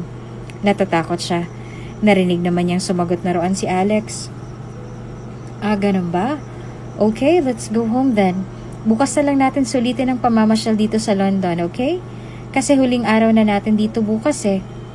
Marahang tumango na lamang siya sa sinabi nito kahit ang totoo ay parang gustong-gusto talaga niyang umiyak ng mga sandaling yon. Hello, anak? Kamusta ka na dyan? Malambing na pangangamusta ni Emily sa anak niyang si Lily sa kabilang linya. Ang babysitter nito ang nagbabantay dito roon. Mapagkakatiwalaan naman ito dahil 8 years na itong babysitter ni Lily, kaya malaking tiwala niya rito. At isa pa, kinukumusta niya ang kanyang anak ng palihim tuwing gabi. Lalo na pag nakita niyang tulog na si Alex sa higaan nila at pag nakita niyang tahimik na ang buong mansyon. Kagaya ng nakagawian ay pumunta na naman siya sa baba ng mansyon, partikular sa green garden na nasa likuran ng mansyon. Malalim na ang gabi at tahimik na ang paligid, kaya peaceful ulit ang gabing yon para mag-usap sila ng anak niya sa isip ni Emily. Okay lang naman po ako dito, Mommy. Kailan ka po pala uuwi? Miss na po kita. Halatang malungkot na wika nito sa kabilang linya. Kaya na may naiiyak na sumagot agad siya sa sinabi ng anak. Miss na din po kita, anak ko. Don't worry, anak. Babalik na kami bukas ang boss ko dyan sa Pilipinas, kaya mag-antay-antay ka lang kay Mommy dyan ha. Babalik na din si Mommy bukas. I love you, anak. Tumugon din naman agad ang paslit sa kabilang linya. I love you more, Mommy. At matapos ng ilang segundo ay tinapos niya ng tawag. Kaya may ngiti sa mga labi na tumayo na siya at akmang aalis na roon para bumalik sa itaas nang bigla siyang mapahinto dahil sa narinig niyang boses mula sa kanyang likuran. Anak? Boss? Anong ibig sabihin nun? Tila tinakasan agad ng dugo si Emily sa kanyang buong muka nang marinig niya ang boses ng babae na nasa kanyang likuran. At pagtingin niya, nakumpirma niya ang tamang hinala niya kung sinong may-ari ng boses na yon. Ashley? Ngumisi naman ito sa kanya ng malademonyo at nagsalita. Ako nga. Ngayon sagutin mo na ang tanong ko. Anong ibig mong sabihin kanina? Does that mean may anak ka na? At hindi ka talaga fiancé ni Alex dahil boss mo talaga siya? Nagpapanggap lang ba kayong dalawa? Sumagot ka. Agad ang situluan ng mga luha ng mga mata ni Emily ng mga oras na yon habang nakatitig rito. Hanggang sa napahagulgol na siya roon at mabigat ang damdaming sinabi niya na rito ang totoo. Samantala, matapos kumprontahin ni Ashley si Emily ay agad siyang nangingi ng tawad sa mga magulang ni Alex. Kasama ito habang umiiyak roon. At pagkatapos ay naroon na sila sa kwarto ng binata para mag-usap. Kaya pagkapasok nila sa loob ay agad niyang niyakap ito at nagsalita. Alex, I'm sorry. Patawarin mo ako kung hindi ko sinabi sa iyo ang lahat. Patawarin mo ako kung hindi ko sinabi sa iyo na may anak na ako. Pero matatanggap mo pa rin naman ako, 'di ba? Kahit na may anak na ako, 'di ba? Ngunit hindi ito sumagot. Bagkus ay nakita niyang tumaas baba ang Adam's apple nito na tila nalilito ito kung anong isasagot sa tanong niya. Kaya na may kumalas na siya mula sa pagkayakap rito at tiningnan ito sa mga mata bago nagtanong ulit. Alex, once and for all, sagutin mo naman ako para malaman ko kung ano bang gagawin kong desisyon pagkatapos nito. Matatanggap mo pa rin ba ako kahit alam mo nang may anak na ako? Kinakabahang tanong ulit ni Emily kay Alex. At tila ba biglang sumabog ang buong mundo niya nang makita niya kung paano siya marahang binalingan ng tingin ni Alex at malamlam ang mga mata ang nagsalita. Hindi ko alam. Hindi ko alam ang isasagot ko. Hindi ko alam. Wika nito at agad na pahilamos sa mukha nito roon. At matapos marinig iyon mula sa labi ni Alex ay agad sumilay isang mapait na ngiti sa mga labi ni Emily bago nagsalita. Hindi mo alam? Nalilito ka? Okay Alex, let me simplify it for you.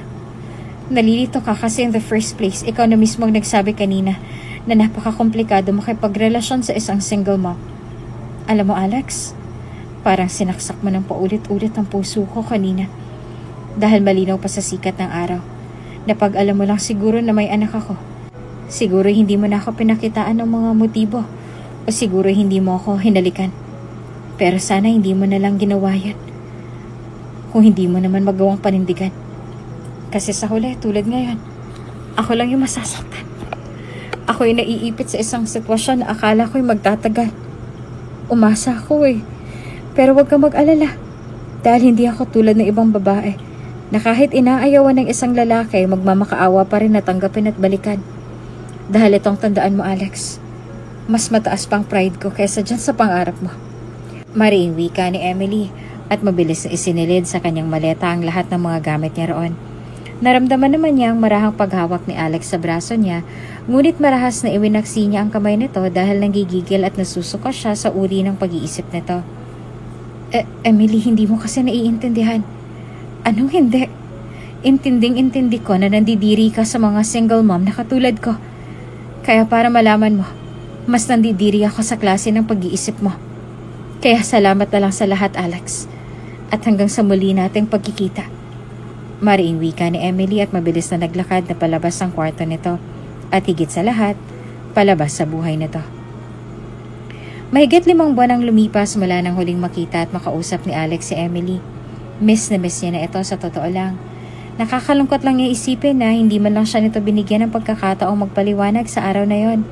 Dahil ang totoo, hindi niya alam kung anong isasagot niya kasi baka matulad rin siya sa sitwasyon ng pinsan niyang si Pong. Natatakot siyang dumating din sa kanilang relasyon nang manlamig sila sa isa't isa dahil sa anak nito.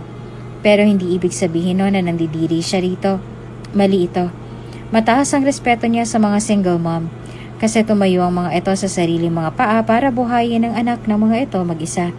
Kaya saludo siya sa mga tulad ni Emily at naisip rin niya baka hindi pareho si Emily mag-isip tulad ng nobya ng pinsan niya.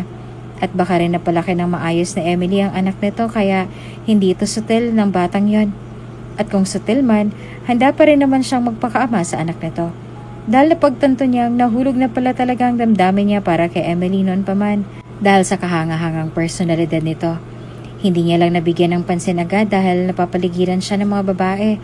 Kaya pala parang hindi kompleto ang araw niya pag nagdi-day off ito noon at bigla na lamang tila nagiging kompleto ang araw niya pag pumasok na muli ito sa trabaho. Lalo na kapag ipinagtitimpla siya nito ng kape. Kaya ngayon ay malaki ang pagsisisi niya dahil hinayaan niyang umalis ito sa araw na yon. At ngayong napag-isipan niya na ang dapat niyang gawin ay gusto niya nang hanapin ito. Hindi niya na ito mahanap kasi wala na rin ito sa address na naroon sa resume nito. Sabi ng mga kapitbahay nito roon ay parang lumipat na raw ito ng tirahan 4 months ago, kaya hindi niya na ito mahanap pa. Pero hindi siya susuko. Hahanapin niya ito ulit. Napabuntong hininga na lamang si Alex sa takmang tatayo na mula sa pagkakaupo niya sa bench ng Children's Park na iyon, ngunit napahinto siya agad nang may mahagip ang mga mata niya na tila nagpatigil saglit sa kanyang paghinga. Mommy, wag na po muna tayong umuwi. Gusto ko pa pong maglaro. Wika ng isang magandang batang babae roon na hindi maikakailang kamukhang kamukha ng Lola Josefina niya noong kasing edad rin nito ang batang babae na nakaawang mga labing tinititigan niya ng mga sandaling yon. Iyon na iyon ang mukha ng lola niya na nakita niya sa photo album nito dati. Kaya malakas ang kalabog ng dibdib na tumayo siya at akmang maglalakad na papunta rito para magpakilala lang sana saglit rito, ngunit bigla siya natigilan ng may babaeng sumunod sa bata na kahit hindi siya tingnan nito ay kilalang kilala pa rin ang buong puso niya. At tila ba naramdaman nito na may nakatingin dito kaya nagpalingon ito sa paligid hanggang sa magtagpo na sa wakas ang mata nilang dalawa. Emily? Mahinang bigkas niya sa pangalan nito. Ngunit agad na nalaki ang mga mata niya nang makita niyang mabilis na humakbang ito palayo sa kanya kasama ang bata pagkatapos ay binigay agad nito ang anak sa isang babae roon na tinawag ng bata na Nana. Kaya bago pa ito tuluyang makaalis roon kasama ang bata ay binilisan na rin niya ang hakbang niya hanggang sa mahawakan niya na ito sa kamay at sabay sabi, "Emily, sandali, mag-usap muna tayo." "Ano ba, bitiwan mo nga ako. Nana, pakidala na lang si Lily sa sasakyan." "Ano ba? Bitaw sabi!" Nagpumiglas pa ito roon kaya agad na nang sinabi ang mga katagang gustong-gusto niya nang madinig dito para maging okay na sila. "Handa akong magpakaama sa anak mo. Handa akong sundin ang mga gusto mo para sa ikabubuti ng ating pagsasama. Kasi Emily, kung binigyan mo lang sana ako ng pagkakataong magsalita nun sa nilalaman ng puso ko, malalaman mo sana na malayo sa inaakasa mo sa akin ang totoong dahilan kung bakit hindi ko alam ang isasagot ko sa iyo nun. Dahil ang totoong dahilan ay natatakot akong baka matulad ako sa pinsan ko na lagi na lang magulong relasyon nila ng nobya niya na katulad mo. Ayokong umabot tayo sa puntong ganon. Ayokong umabot sa punto na iwan mo ako pagdating ng panahon. Kasi napagtanto ko na mahal na pala kita eh. Ikaw lang nagpabago sa isang babaerong katulad ko. Kaya ayokong mawala ka sa akin. Kasi magiging sayang yung pinagsamahan natin pag nagkataon. Kaya gusto ko muna sanang pag-usapan ng tungkol sa sitwasyon natin ng masinsinan. Kaso bigla ka na lang nagalit eh. Tapos pinagbintangan mo pa ako sa isang bagay na hindi ko naman kailanman inisip sa dalagang ina. Pandidire? Diyos ko, Emily, ang layo. Ang layo sa tunay na rason ko. Dapat kasi pinakinggan mo muna ako. Dapat kasi nag-usap muna tayo. Kasi Emily, yan ang kailangan natin sa sitwasyon nating to. At sa totoo lang hinahanap kita. Pero wala ka na doon sa address na nilagay mo sa resume mo na sabi mo pa dati hindi ka na aalis sa lugar na yon. Pero umalis ka pa rin pala. Isang hikbi naman ang agad na isinagot ni Emily sa kanya pagkatapos. Pagkaway naglakad ito patungo sa malapit na bench roon at ihikbi-hikbing nagsalita ito na mahina. Umalis na kami ron kasi pinabalik na kami ng mga magulang ko. Noon kasing nabuntisan ako ng lalaking hindi ko kilala, ay mas lalong nagalit ang mga magulang ko sa akin. Kaya pinalayas nila ako sa bahay namin. At habang buntis ako noon ay sumakay ako sa eroplano para makarating sa lugar ng isang kaibigan ko na akala ko itutulungan ako sa mga problema ko. Yun pala'y iniwan lang ako dito at sumama sa nobyo nito na kung saan. At yun nga, habang nakasakay ako sa eroplano, biglang nagka-turbulence ang matindi kaya natakot ako para sa kaligtasan namin ng anak ko. Natatakot akong malaglag siya, lalo pat nag-aaway roon sa eroplano. At muntik na ako madamay. Natulak ako ng malakas kaya akala ko talaga nun wala ng anak ko. Pero sa awa ng Diyos ay nakitang nagpakatatag siya sa loob ng sinapupunan ko. Hanggang sa nakarating na kami dito. Nang iniwan kami ni Melanie, ang babaeng nagsulsul sa akin sa pag-inom at paninigarilyo, ay nagsariling sikap ako rito. Habang maliit pa yung tiyan ko. Nagtrabaho ako sa umaga sa mga fast food chain. Sa gabi naman nag-call center agent. Sa awa ng Diyos kinaya naman namin yung lahat ng anak kong si Lily. Kaya nung nakapag-ipon na ako medyo malaki-laking pera para ng 7 months na tiyan ko, umalis na ako doon sa maliit na boarding house ko at nangupahan ng isang maliit na apartment. Doon ako nagsimula at doon ako nag-isip na maghanap ng makakasama ko sa apartment. At yun na nga ang babysitter ng anak kong si Lily. Tapos nung nanganak na ako, bumalik ulit ako sa trabaho after a month. Sinanang pinagbantay ko sa anak ko. Nag-iipon kasi ako kasi bala ko magpatuloy sa pag-aaral nun. At dahil dala ko naman lahat ng papeles ko kaya nakapag-aral nga ako dito. So yun nga, estudyante ako sa umaga. Call center agent ako sa gabi. At sa mga panahon yun, naiisip ko pa rin sina mama. May mga panahon na namimiss ko sila. Pero nanindigan ako na tatayo ako sa sarili kong mga paa. Kasi kagustuhan kong nangyari sa akin eh. Pero minsan naisip ko rin, kung siguro pinakitaan ako ng mga magulang ko nang may time pa rin sila sa akin, kahit ilang minuto lang, siguro hindi ako naging pariwara sa pag-aaral ko saglit. Pero, puro na lang kasi sila trabaho. Puro yun na lang inaatupag nila. Gusto ko rin naman ang atensyon at kalinga nila kahit sandali lang eh. Kaya gumawa ako ng mga bagay na makakatawag ng pansin nila. Nakipag-away ako sa school. Nagbibisyo. Kaya pinapatawag sila lagi ng principal ko dati nung high school at di naman nung college ako. Kaya grabe na yung galit nila sa akin. Hanggang sa umabot na sa punto na may nakilala akong lalaki nung college ako. Yung kaibigan ko kasing si Melanie, siyang nag-aya sa akin na dadalo raw kami ng masquerade ball sa isang kilalang university at siyang pinapasukan ng boyfriend niya. Magpapasama raw siya sa akin. Ako naman na kaibigan talagang turing sa kanya, sumama din ako. Nagdamit ako noon ng maganda. Nagsuot din ako ng maskara sa mga mata. Kaya alam kong hindi ako basta-basta makikilala ng kung sino mang nandoon. Kahit na magbanggaan man kami ng landas kinabukasan. So yun na nga, dahil nawala bigla sa paningin ko si Melanie, nag-inom na lang ako doon mag-isa at nanigarilyo. Umiyak pa ako noon sa sulo kasi naiisip ko na naman sina mama. Masakit kayang masampal ng paulit-ulit tapos ang dahilan naman pala ay sila lang din. Kaya ayun, umiyak ako noon. Tapos uminom pa ako ng uminom hanggang sa nalasing ako ng todo. Tapos sumayaw ako. Sumayaw ng sumayaw. Hanggang sumay ng basta sa akin. Pero nagulat na lang ako dahil bigla na lamang may sumaklolo sa akin doon. Nakamaskara din siya. Nakasuot ng pangprinsipeng damit. Tapos pinagbubugbog niya ang mga lalaking nang basta sa akin noon. Sa may tumakbo siya kasama ako. Tatawa kami habang pinagtataguan ng mga ulupong na yon. Tapos napunta kami sa isang school building roon na inabandona na. Doon kami nagtago. Madilim sobra. Tanging tanglaw lang mula sa sinag na buwan sa labas ang naging ilaw namin ng lalaking yon. Tapos, siguro sa sobrang kalasingan ko, bigla ko siyang niyakap. Tapos nagpasalamat ako sa kanya. At pagkatapos, sinabi niya sa akin na tanggalin na lang daw namin ang mga maskara naming dalawa. Kaso nakita niya siguro nagkaalinlangan ako agad kaya ang sabi niya. Ngunit hindi na naituloy ni Emily ang gustong sabihin dahil bigla na lang pagtulo ng mga luha mula sa mga mata ni Alex sa mga sandaling yon. Habang hawak-hawak na nito ang mga kamay niya bago nakangiting nagsalita. At ang sabi niya, huwag mo na lang tanggalin ang maskara mo kung ganon. Hindi ko na lang din tatanggalin ang maskara ko. Kung naiilang ka na makipag-usap sa akin habang walang suot na maskara ay okay lang sa akin. At least you won't feel awkward. Wala naman akong pake kung maganda ka o hindi eh. May mas pake ako sa personality mo. Enjoy akong kasama ka, oo. Kaya lang, huwag kang masyadong magiinom at panigarilyo, makakasira yan ang buhay mo. Ganyan bang sinabi niya sa'yo? Sunod-sunod ng pagtulo ng mga luha mula sa mga mata ni Alex habang sinasabi niya ang mga yan sa kanya. Kaya mabilis ding sumungaw ang mga masaganang luha mula sa mga mata ni Emily ng mga sandaling yon nang mapagtanto niya ng nangyari ng mga oras na yon. Pagkaway humahagulgol siya sa kanyang mga palad na mahina at marahang tumangu-tungo roon bago sumagot ng, Oo, iyan nga ang sinabi mo. Naaalala mo pa pala mga sinabi mo sa akin noon? Mabilis namang napatangu-tangu si Alex at nagsalita. Kailan ba na hindi kita nakakalimutan nun, Emily? At kaya siguro magaan ang loob ko sa'yo mula nung in-interview kita nang mag-apply ka bilang sekretarya ko dahil kilala ka na pala siguro ng puso ko.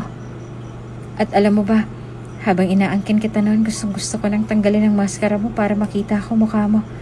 Pero hindi ko magawa kasi nirespeto kong desisyon mo. Kaya naisip ko noon pagkatapos natin ay papakiusapan na lang kita ng maayos para makita ako ng mukha mo kasi hindi tayo gumamit ng proteksyon nun. Kaya nag-aalala ako para sa'yo. Kaya gusto kong makita ang mukha mo nun.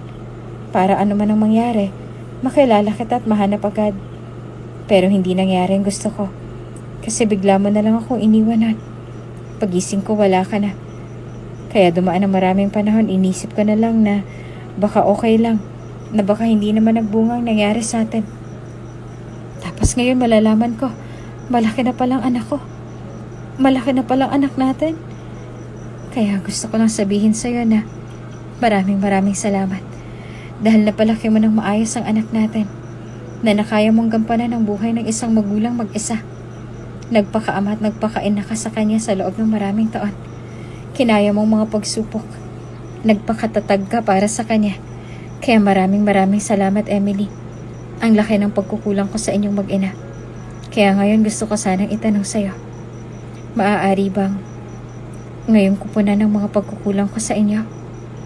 Isang impit na hagulgol lang agad na narinig ni Alex mula sa mga labi ni Emily pagkasabi niya noon na naging dahilan upang maramdaman ni Alex na parang piniga ng 1,000 beses ang puso niya ng mga sandaling yon para kay Emily.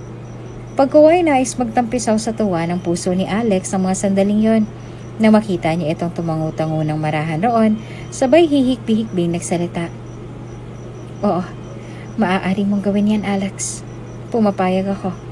Dahil kahit pagbalik-baliktarin man ng mundo, ikaw pa rin ang ama ng anak ko. Ikaw pa rin, Alex. Ikaw pa rin. At dahil doon ay mabilis na niyakap niya si Emily ng mahigpit. Gumanti rin naman si Emily ng mahigpit na yakap sa kanya bago nito tinawag ang anak nila na inosenteng nakatingin lang pala sa kanila mula sa loob ng sasakyan ng mga ito. Bukas kasi ang bintana ng sasakyan, kaya kitang-kita niya ang magandang mukha nito na nakakunot noong nagpalipat-lipat ang tingin sa mukha nilang dalawa ni Emily. At nang tawagin nga ito ni Emily ay lumabas na ito sa sasakyan kasama ang yaya nito. Pagguway na isang matunaw sa sobrang katuwaan ng puso ni Alex ang mga sandaling yon nang sa wakas ay nakalapit na sa kanila ang pislit. Pagguway nagsalita si Emily roon. Lily, may surprise si Mommy sa'yo. Halos pumiyak na ang tono ng boses ni Emily nang sabihin niya iyan sa bata. Pagguway umiiyak na nagpatuloy na ito sa pagsasalita.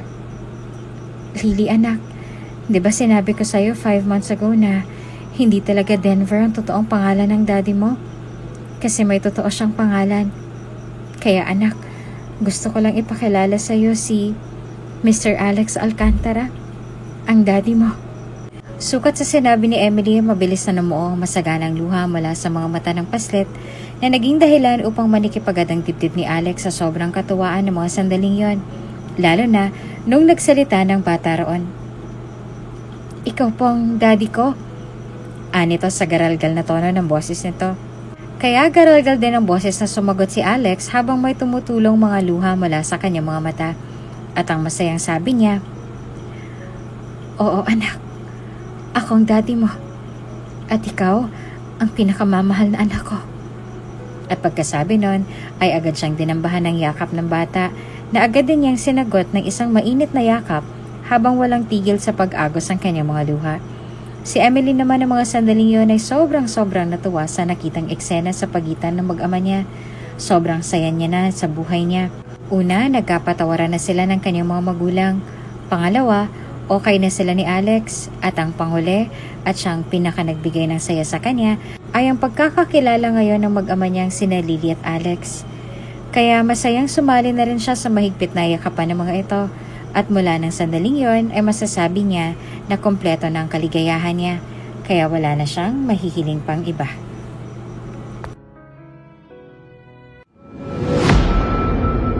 Kung bago ka pa lang sa channel na ito, Ate Jane TV, huwag kalimutang pindutin ang notification bell and subscribe button. Sana po hindi naman malaking abala sa inyo ang pagpindot ng subscribe button dahil ang kapalit po nito ay ang pagsuporta para makapag-produce ng mga libreng stories sa mga channels ni Ate Jane. Maraming salamat!